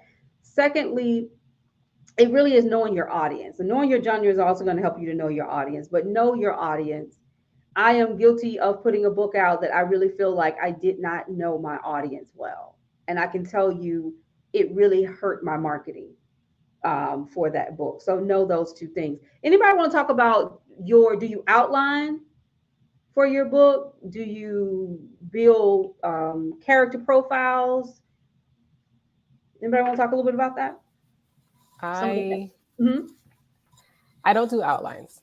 I did outlines before, and it actually hurts my writing because when I did an outline for a book, I outlined it from start to finish, and then by the time I finished it, I was like, all right, well, I already wrote it, so the joy from it kind of died. So I can't outline a book. I need to freestyle it when it comes to writing a book. But I do character profiles. I need to get to know my characters because I'm very character driven. I'm not plot driven. And so for me, preparing for a novel, honestly, is getting to know my characters, knowing them fully. When I say like knowing them, like, are they coffee drinkers? Do they like whiskey? Are they a dog person or a cat person? Where they go to school, what kind of parents do they have? Do they have siblings? I really need to know my characters like very detailed, like they're from their childhood up until the point where I start my story, because the story is character driven. So I have to make sure that everything that they do is relates to their character. They're like, so I don't want anything to happen in the story where you go, well, this doesn't make sense for your character. Why did she make this decision, or why did he do this choice? I'm very character driven. So I do character profiles, not too intense, because again, if I do too much of my story where I'm prepping it or I'm outlining it, I'll lose the motivation for it. So I need to make sure that I kind of give myself enough to write it, but then stop right when I get to the point where, like, all right, I'm doing too much. Let me go ahead and pull back and actually get to writing the project. So usually when I get a story, I do a quick little page blurb about all, well, not like a paragraph blurb about all my characters, and then I go straight into writing. Excellent. So now we've laid it out from the beginning. We've looked at our genre, our marketing. We have decided whether or not we're going to outline or don't outline, whichever course of action. We've done some character profiles. I want everybody at this stage also to start thinking about who's going to be editing your book. Start looking at that and making a determination and making it clear to yourself that you will get a professional editor. I think that is something I'm just really big on because I read so much work. And honestly, ladies, there are just some dynamic writers out there. Okay. But there's no standard in writing in some situations. So you've got this great story, but it's poorly written because there has been no either editing or professional editing taking place. So we definitely should want to do that as well. So what's next for everyone else when you're in that process of writing your book? What happens once the book is done? Anybody got any practices they want to share? When when the draft is done, or when the book is final draft and ready to be published? Either one. You can take either one. We just want to know what well, I'm going to be honest and say I don't sit down and read a lot of books. I consume all of my literature through audiobooks. And so I knew that I needed to have an audiobook companion. So as soon as I'm done my book, I went straight to audio. So I started editing it for audio, because not always do the words that you put down just to be read translate very well when it's being spoken or being performed. So then I go into editing the actual book, the dialogue, and and just phrasings or changing certain words because maybe it doesn't come across very well in the audio. So it's definitely going back and then listening. So I have a computer program that will read the book back to me, because I do believe that every person who writes something should have it read back to them. Listen to it to see how it sounds. Not always do we pick up everything when we're reading it ourselves. So having someone read it to you, or having a program read it back to you, it's going to help catch any mistakes that were left in, because the computer is only going to read what's on the screen. And secondly, you can hear the conversations. You're not reading the conversations. There's something different between hearing the words being spoken and reading it on the page. For me, at least, it hits differently. So making sure that when I listen to that text, that it sounds like actual dialogue, that it sounds like a conversation, it sounds real, and it's not going to pull the listener out of the story thinking, well, why did they say it that way? Or I'm confused as to who's speaking. So it's a big going back and looking at the text from a different point of view when it's all said and done. What I love, I'm sorry, Sherelle, you want to say something? I actually wanted to add to that, because my process is actually a collaborative to process with my brother, because we co-write and co-created this series, because it's inspired by my 3 daughters, right? So these characters are sisters, and it's going to be a outline of where the storyline is going to somewhat grow as my girls grow as well, so because the introduction is them coming into knowing and discovering their powers. But to add to what DM was saying, so when my brother is also a English writing major, and so what he does is, even if a lot of my process with writing and coming up with ideas and concepts have come into play with me just off of me having a dream and me going off into that other parallel universe in the dream world, and then having that epiphany of something, and a character is created or another idea is created for the storyline. But and then what he does is he'll also take it and he'll add his flair on it, and then turn it into a rhyming. So the book also rhymes as well. And so, but what we do is, going back to what DM was saying, we sit on the phone, we outline it. We got all the bars and stanzas, and then we read it, each stanza at a time, and just go through it, just to make sure us hearing it sounds good as we're reading it out loud. And sometimes also I'll have my eldest daughter, who's like 10, have her read it out loud to her 2 younger sisters. And we wanted to be kid friendly, right? So why not have a kid read it? And so it's funny, because even she has found an error or two at times, just little small grammatical things. But I think I actually like the idea of that DM mentioned with the audio and having it being read through that as well. I love that. Ladies, this has been great. Now, let's talk about this self-publishing and what this has allowed us to do. And we're going to take this back to womanhood. I mean, we had something on the screen here. So when going to a publishing company, is there a length of time you are expected to complete a book?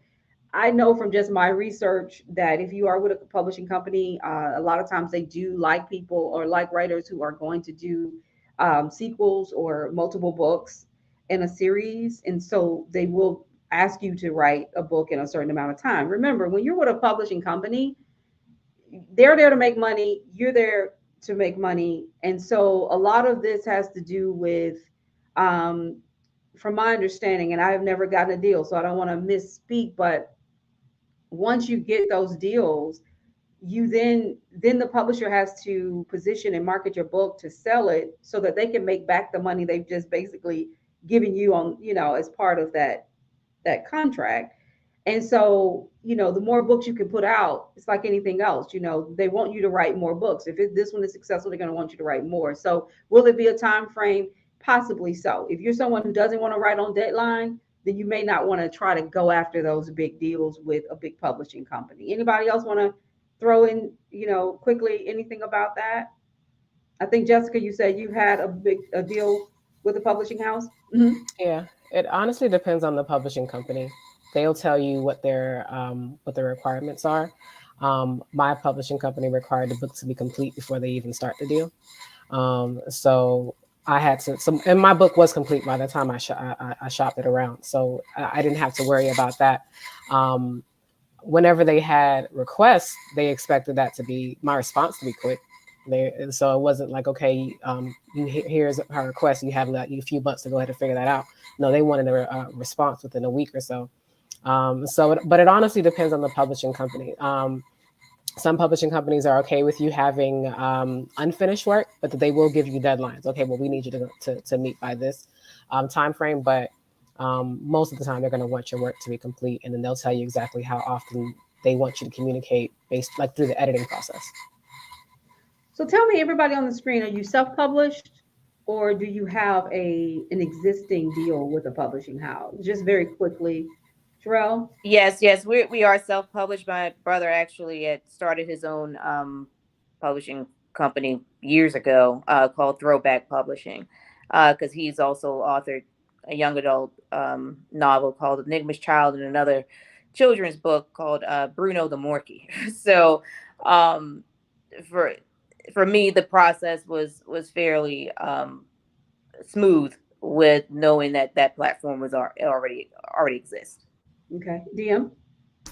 I am self-published. I started a publishing company called Ash City Press, which is a vanity press. And yeah, I did pretty much everything myself, from except the editing and the book cover.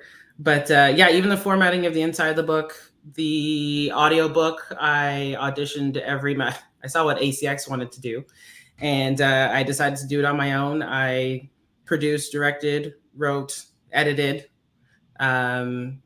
with 7 different narrators on my audiobook, and then not shopped it out, but distributed it through a bunch of different online retailers myself. So everything has been DM Lurie / Ash City Press, from start to finish. It's been a lot of learning, over the past few years. Jessica? I have self-published and I have been traditionally published. I had a deal a few years ago under the Zane Presents imprint, and so that was quite a while ago. And then most recently, I've done self-publishing. Okay. I just prefer it because I have so much more control. Like when I did traditional publishing, I was required to change the name of my characters because it conflicted with other big names. They had complete control over the cover. I mean, obviously, I could pick out of these 4 covers that they completed for me, but they ultimately designed the cover. Whereas with self-publishing, I designed the cover, the formatting, obviously not the editing, but I have complete control. The only difference is that with self-publishing, it is all on you. And so if you are not good at marketing your book, if you're not out there selling your book, no one's going to buy your book. Whereas with the traditional publisher, because they're trying to make their money back, they're going to do that for you. So they're going to put it on several different platforms. They're going to develop relationships or utilize relations that they already have to put your book out there in libraries and bookstores, websites. So that was a lot. That's the part of traditional publishing that I do like, is that I don't have to do all that legwork. Whereas with self-publishing, you just have a lot more self-control. But either way, I still do prefer self-publishing because it makes me feel better when I do everything on my own. The cover, like when I purchased my first ISBN number, I felt really good about that. Like I did something really independent for myself. So I really, I prefer self-publishing, but I've done both. Great. Thank you so much. Olivia? I started off with a publisher, but now I'm fully self-published. Great. Yolanda? Same as DM. I'm self-published underneath my own press, Purposeful Legacy, and I enjoy it. But just like Jessica said, like you get to make all the decisions, but you get to make all the decisions and do all the work. But it's definitely rewarding to have my hand in each of the things and be able to have my values incorporated into the books that I publish. Well, I am also self-published. I have 3 books. My first book was vanity published, and I did benefit from the fact that they did have those connections and could get me in bookstores and things like that. But I paid about $1,200 up front, and I can tell you that if I could do it again, I would have just self-published it myself. because there are still to this day accounts I can't get into because the vanity publisher has access to them and I would have to pay them to get that access. Now, this was over 10 years ago. So it's a little different then. I'm hoping vanity is better now, but I completely self published 2 books, one a comic book and my last novel, From Darkness to Night. And love the process. But like you said, you wrote it, you own it, and you have to promote it. And You I am wear all the hats. promoting all the time. So we're going to spend this last 15 minutes, ladies, answering some of these questions that are coming in and that have come in over the last 2 hours. I tried to put as many up on the screen, but there were so many. But I want to go back. And so, anybody out there, if you have some pressing questions for the ladies and on any topic, you can drop those in and we will discuss them. This is one here. So, we're going to do this for about 10, 12 minutes, and then we're going to let everybody wrap up. I do ask everyone on the screen to drop your information in the comment area if you can. If you can find this on Facebook, YouTube, or if you can see the comments on your screen right here on StreamYard, drop your name, your book, and your links. And I do encourage everyone to go out there and purchase these books. That's what we're all about, is supporting each other. But this is one of the questions from Amy. It says, this is so informative. Do you feel it's important for the white community to read your stories to educate themselves and better understand the Black community? I want to start by saying that I wrote a piece on medium.com about the fact that this national conversation that we so talk about, we need to have about race in this country, should start, or actually, I don't even know if it needs to exist at this point, but it needs to be one that is only done with people who have read books about different cultures. Okay? If because a book opens your mind to how people live, how they exist, the things that they do. And there are still people in this country, in this world, who just aren't exposed to different cultures. So if I'm a police officer, I'm just throwing this out here. If I'm a police officer, I'm a white police officer, and I know nothing about growing up on the Black side of town other than the people there are criminals. You know, the women there are hard. The men are doing drugs. Blah blah blah. That's what I know. That's what I've seen in the media. I'm gonna have a different approach when I go into that community. But if these police officers or teachers or whomever, all of us are asked or required to read books about people in different communities, understanding who they are, what drives the different things that happen in their culture, I feel like it allows us to connect. Because growing up for me, and I don't know about all of you, I read all types of books. My favorite book was The Diary of Anne Frank. I learned about the Holocaust. I learned about the Jewish community, and I felt connected and I felt like I understood them. Anybody else understand that? You can answer the question or you can pivot to what I'm asking also, which also I think answers the question, is that do you feel it's important for the white community to read stories that educate them about it? I do. I do. If you're not going to go out and get to know us and connect with us, read books, good books about us, learn about the Black community, because we have had to, right? Everybody on the screen, you've had to read books about people who didn't look like you, and you got to learn about them. Anybody else want to take this up? Got a comment? I think it's important just to read and just to get to know the characters. I have children that relate to my characters, and their parents do as well, just because their experiences, when you take off everything else, they can relate to what that is. You know, I was at a book festival last weekend, and a little white girl, knew my character, and they had purchased through Amazon, and so she didn't get my special gift, and so I gave her the magnet because I knew they had it and I know her family. But she was riding off in her wheelchair with that little magnet in her hand, and it's 2 Black girls on the front of that book. One is in the power pose, and she was as happy as could be because she could relate to those characters so much. And so sometimes I think it's just important that we just human. And if you just read, you know, just whatever piques your interest, and diversify, you know, what you go for, beyond what things look like, you'll find more commonalities than differences sometimes. Absolutely. Anybody else? Love that. Yeah, I definitely believe reading outside of your get out of your comfort zone. If I believe that if I want to write diverse characters, I need to diversify my reading. and learn, because I can only bring to the table what I know.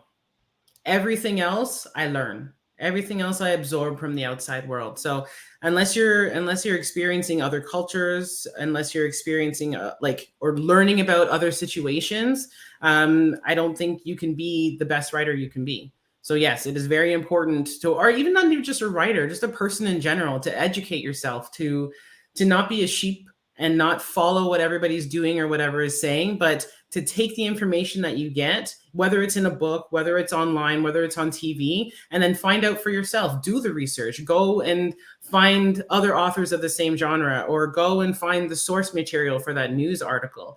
Go and expand your outlook, expand your view. And I think that makes just people better in general, more understanding, more ready to accept people's differences than to, fight them. Absolutely. Absolutely. Someone's asking about an editor. How do we find what's the best way to get an editor? This is a question that's come up on past pen posses, and something I hear a lot is you want an editor that can relate to your type of work and writing. Because sometimes I've had people in the past talk about having editors who were not familiar with the Black experience, were not familiar with the Black community, and wanted to make a lot of changes in their work that they could not relate to because it was cultural ways of doing, how we say things, how we do things, and they could not relate. So they wanted those things to be removed from the work. So one advice is to find someone, not necessarily have to look exactly like you, but that can understand where you're coming from. Anybody else want to talk about the best way to find a good editor?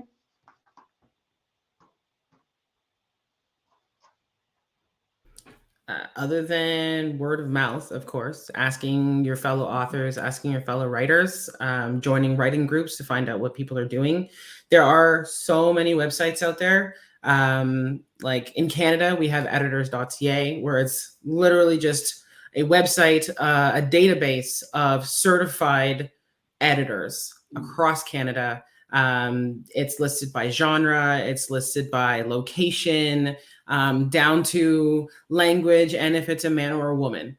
There are a lot of resources out there. Definitely, I would suggest working with someone, like you said, who knows your genre, who knows what to look for, who knows the colloquialisms or the idiosyncrasies of the stereotypical characters that go through that genre, but also hopefully seeing their work, that's something that they have done before.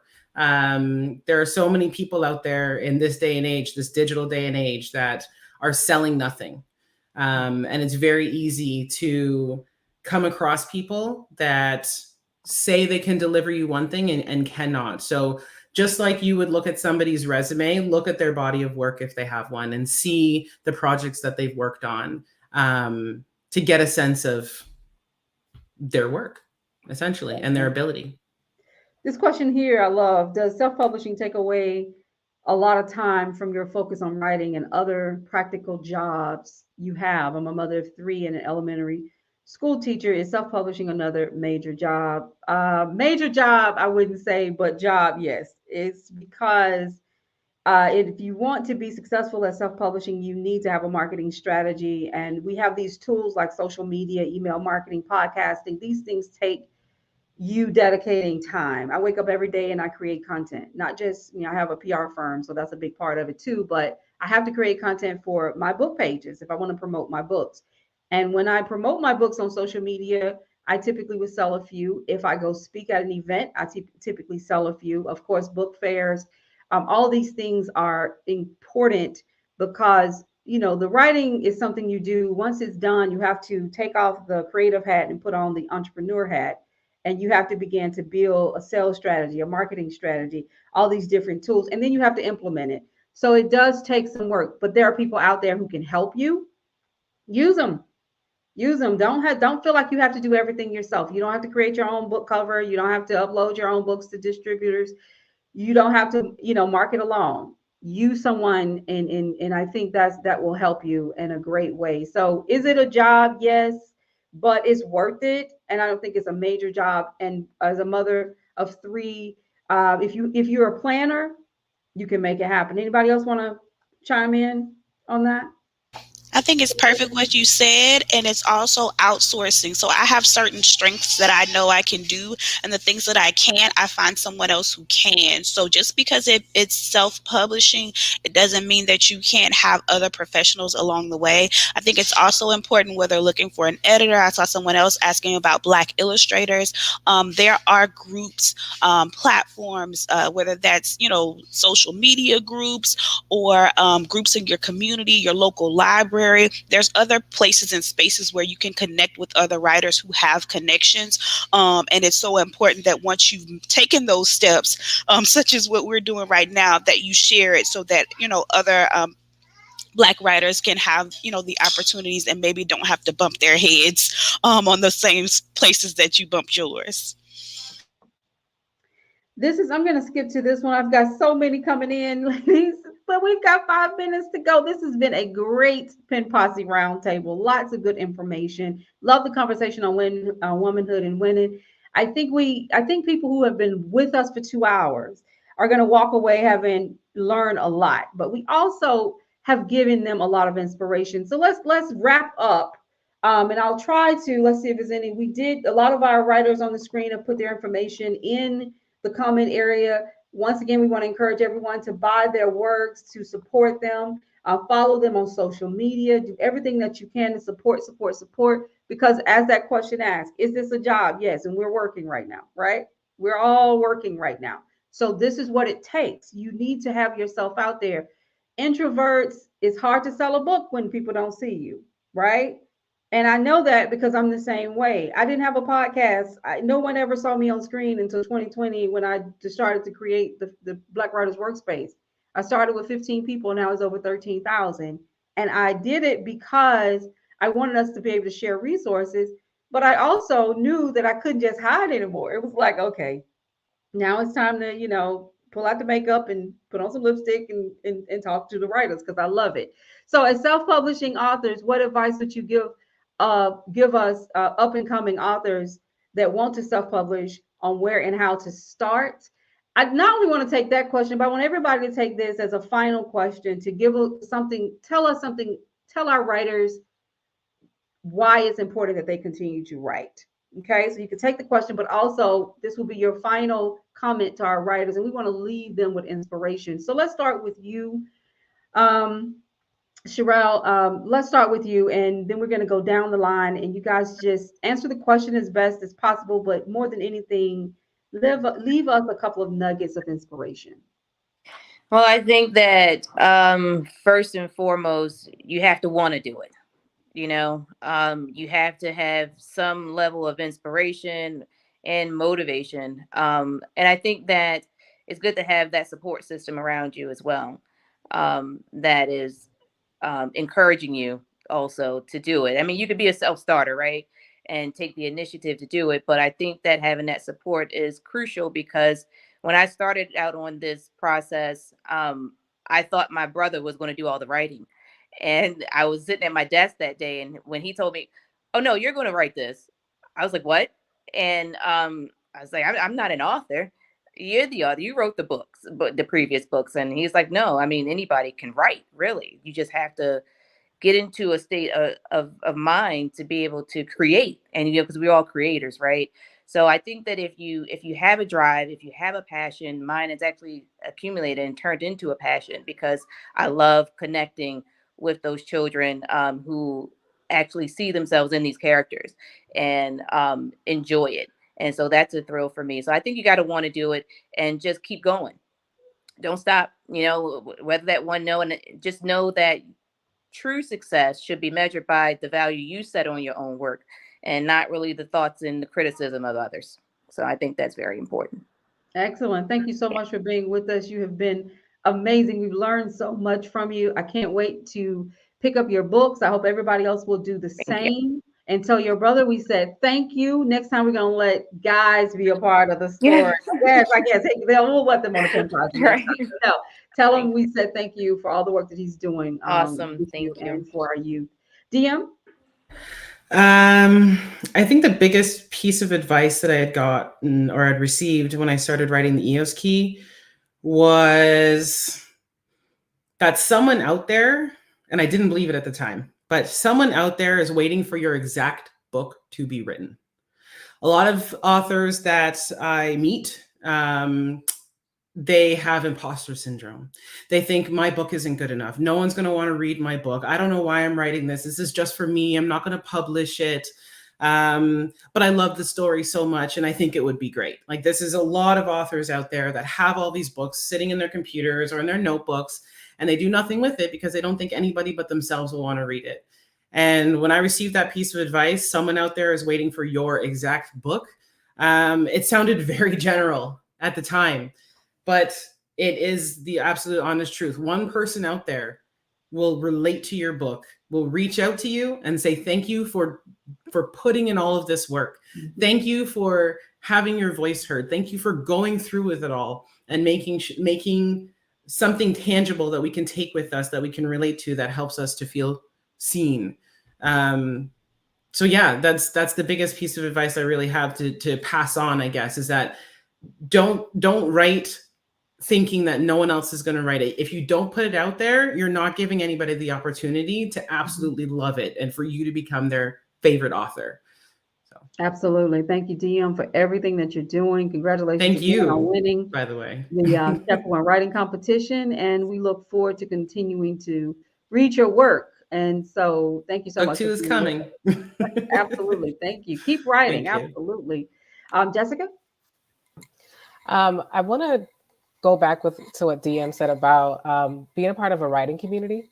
I think that's probably the best advice that I can give someone who's trying to self-publish a novel, mainly because there was like being a part of the Black Writers Workspace on Facebook. There are so many things I didn't know about that writers just be like, they were like, hey, you heard about that competition we're doing? And I'm just like, there's a competition. Like they know about so many things in the writing world that you don't know about, that you won't just know on your own. Like just yesterday, someone was like, oh, thank goodness I won third place for this writing competition. I'm just like, how are you finding all of these competitions or these book awards? Or being a part of an active writers group is probably the best way to be to really improve or to get into self-publishing, because there's so much you don't know, and you don't know it until you get into that writers group, and they'll tell you all these things that you have no idea was even out there. They'll tell you about editors, they'll tell you about publishers, they'll tell you about literary agents, competitions, book fairs. They will tell you about so much, and all of these things are necessary to really market yourself, the entrepreneur side. They'll have people go, hey, you want to beta read my story? And people are, and they want to do it. Before, like prior to a writers group, I had to like beg my friends to read this, my first 3 chapters, and they'll be like, they're not writers, they don't really care about that. But other writers, they want to support you, and it's so amazing to be a part of an active and engaging writer community. And it's like nothing else. And you feed off each other, you improve, you guys, you create relationships and bonds. It makes you a better writer.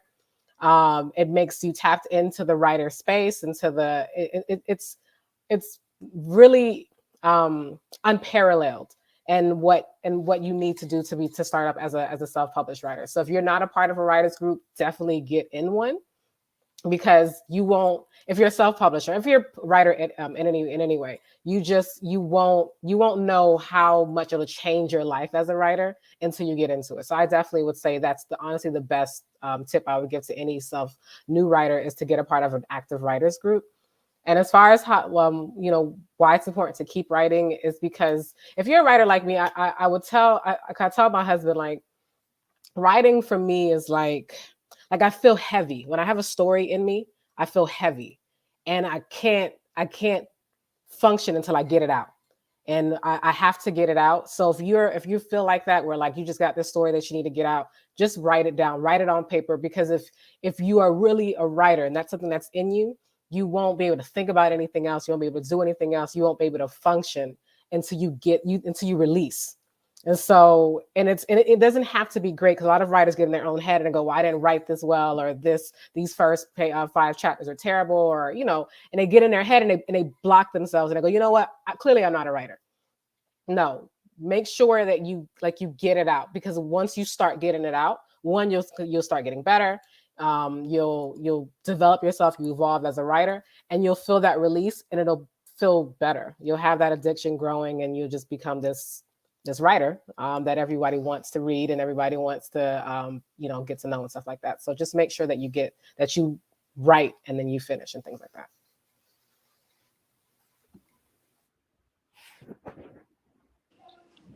I think you're on mute, Michelle. All right, ladies, see that? It's time to go for real. Anyway, I thank you so much, Jessica, for everything. Thank you for winning our book cover award. Thank you for being with us. You added so much value to this conversation. Continue to write. We know you're doing great things, and I love what you said, because, like I said, I started the Black Writers Workspace because 10 years ago when I published my first book, I didn't have a community. And I literally knew nothing about how to publish a book. I just had a few people saying, oh, look at this or look at that. And I was just, I hate to say it, spending money on things I didn't need. I didn't understand the process. So I wanted to make sure that we have a good community. And I think the Black Writers Workspace is that space. It really has become really informative. I have learned so much. I've literally changed book covers. I've rewritten things because of what I've learned on the page. People saying things. I've learned how to market myself differently. So it's really good information. So thank you so much for sharing. Olivia? Yes, well, first and foremost, I just want to say thank you again, Michelle, and thank you to all the panelists. I truly want to support everybody and hope we can, collaborate in the future. But to future writers, prospective writers, always know that there's no perfect story out there. But when you remember your why and why you're doing it, just stick with that passion and the story will tell itself. And I don't want people to get caught up on there's nobody buying my story, or, I'm not getting reviews on Amazon, or, the people that need to read your story will read it, and your work will matter in the long run. And contrary to belief, we are a strong community. It's just a matter of finding those right resources and being vulnerable enough to reach out for help. Don't be afraid of, asking for help, or how can I do this? Do you edit? There's always somebody willing to help. And then also remember, if you were writing before you were getting paid for this, then stick with that. You know what I mean? Because I feel like most of us, we all started writing as little children. We didn't know we could get paid for doing something that we absolutely love to do. And so now that we're in that field, sometimes we kind of lose sight of that. So never forget your why. And then know that family and friends, sometimes they won't support, sometimes they won't buy those books. But for every 5 people that are not buying your books, there are 10 more people around the world who you may never meet, who are just absolutely in love with your work. And then lastly, for my introverts, the authors that have that imposter syndrome, I dealt with that. After 27 books, I still deal with that. But you have to get yourself out there. You have to do it afraid. Yes, I'm uncomfortable. Yes, this is not my comfort zone, but you know what? I have to be seen. I have to get my work out there. And then once it's done, it's done. You can say, you know what? I've made my mark. I've published this book, and it'll change the lives that it's supposed to change. So stay encouraged. Absolutely. I love that. Do it afraid. That's my motto as well. We all struggle with this writing process, but you have to put it out there as somebody that you're going to touch and reach and inspire. Every time we have Pen Posse, someone talks about the number of family members who won't support. This is something that is real. So if you are out there writing, don't let that influence you putting your work out there. Don't worry about it. Sometimes it's hard when it's someone we know, they do something big, like write a book. We go, could they really write? I'm not sure. Sometimes it takes people a little time to understand your passion and to support you the way you want them to. But even if they never do, you keep writing. That's what's important. So thank you for bringing that up as well. Kilanda? Okay, so I have a couple of things and I will be very brief. One thing to those that are aspiring authors and writers, that's a heavy title, but don't let that discourage you from doing it. I was even able to embrace author before writer. Writer just feels so heavy. But everything that you have been through, I think it was one of the comments that said that they're a mom, they're a teacher. Everything that you've experienced to this point has prepared you for where you want to go. Write that book. One of my favorite quotes from my forever pastor, he said that God is not concerned about your comfort, but your character. So you concern yourself with that. What values have I picked up along the way? What skills have I noticed that that inspire people to want to read, and focus in on that and continue to write your story. Somebody out there is waiting for that story from your heart to reach their heart, and it will definitely get to the people that need it the most. There are people out there searching Amazon and Barnes and Noble for the exact topic and keywords that you are going to attach to the books that you publish. And I know that Michelle also mentioned about marketing. And we've talked a lot about being introverted or just shy to really put yourself out there. One of the things that I purchased that has paid for itself as someone who doesn't really like, to do all the things, is I purchased magnets for each side of my car and my husband's car. And it has a QR code that takes people to purchasing my books. And I can visibly see people scanning the code. Whether it's in the parking lot or look, no shame in their game. They are at the red light. Okay. So if nothing else, figure out a t-shirt, a magnet, or something of that sort that will say, hey, I wrote a book. You ask me about it because I'm not going to tell you. Or, mine says, if you can read this, buy my books, so that you can help to continue to market it, because there's somebody out there who may be looking for it and just don't know that you're the one who has written the book they've been looking for. Oh my God, I love that. I've heard a lot of marketing ideas, but that one I really like. And now I'm trying to think about getting a T-shirt and getting a QR code put on it. I love that. Thank you so much. You have been a delight. You have added so much to this conversation, and I want you to continue to write. You are all of you are remarkable, and I want you to know that. So continue to be great.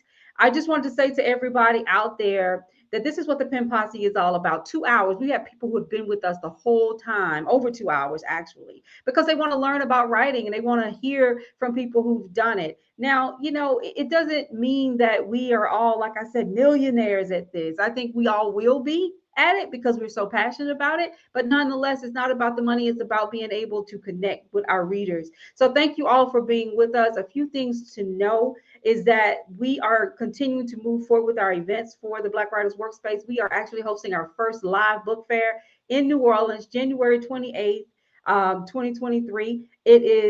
We only have about right now 15 booths available, and it's not even November 15th. So I'm a little, may have to get more space, but it's called the Black Ink Book Fair. If you're interested in learning about it, you can go to my page at authormichelledjackson.com. Also, we are hosting, all these different workshops, as well as we will be hosting our next chapter one writing competition that'll come up at the beginning of the new year. There's so many things that we're doing. This is actually this will be our first live book fair, but we've had 4 virtual book fairs. Okay. So we are all about trying to help our writers. So thank you so much. Continue to follow us on the Black Writers Workspace. Follow us on Facebook, on Twitter and Instagram, and please subscribe to our YouTube channel. But for now, and I ask everyone to stay with me, don't go off the screen. But we are going to, I just want to say the final farewells to everyone who stayed with us. Thank you so much, and thank you for your questions. We will try to get some of the answers to your questions. If we weren't able to address them on the screen, we'll go back into the comment box and try to add some answers to your questions. So just know we haven't forgot about you. Love you all. See you next time on Pen Posse. Thank you so much, Michelle. Thank you. Thank you.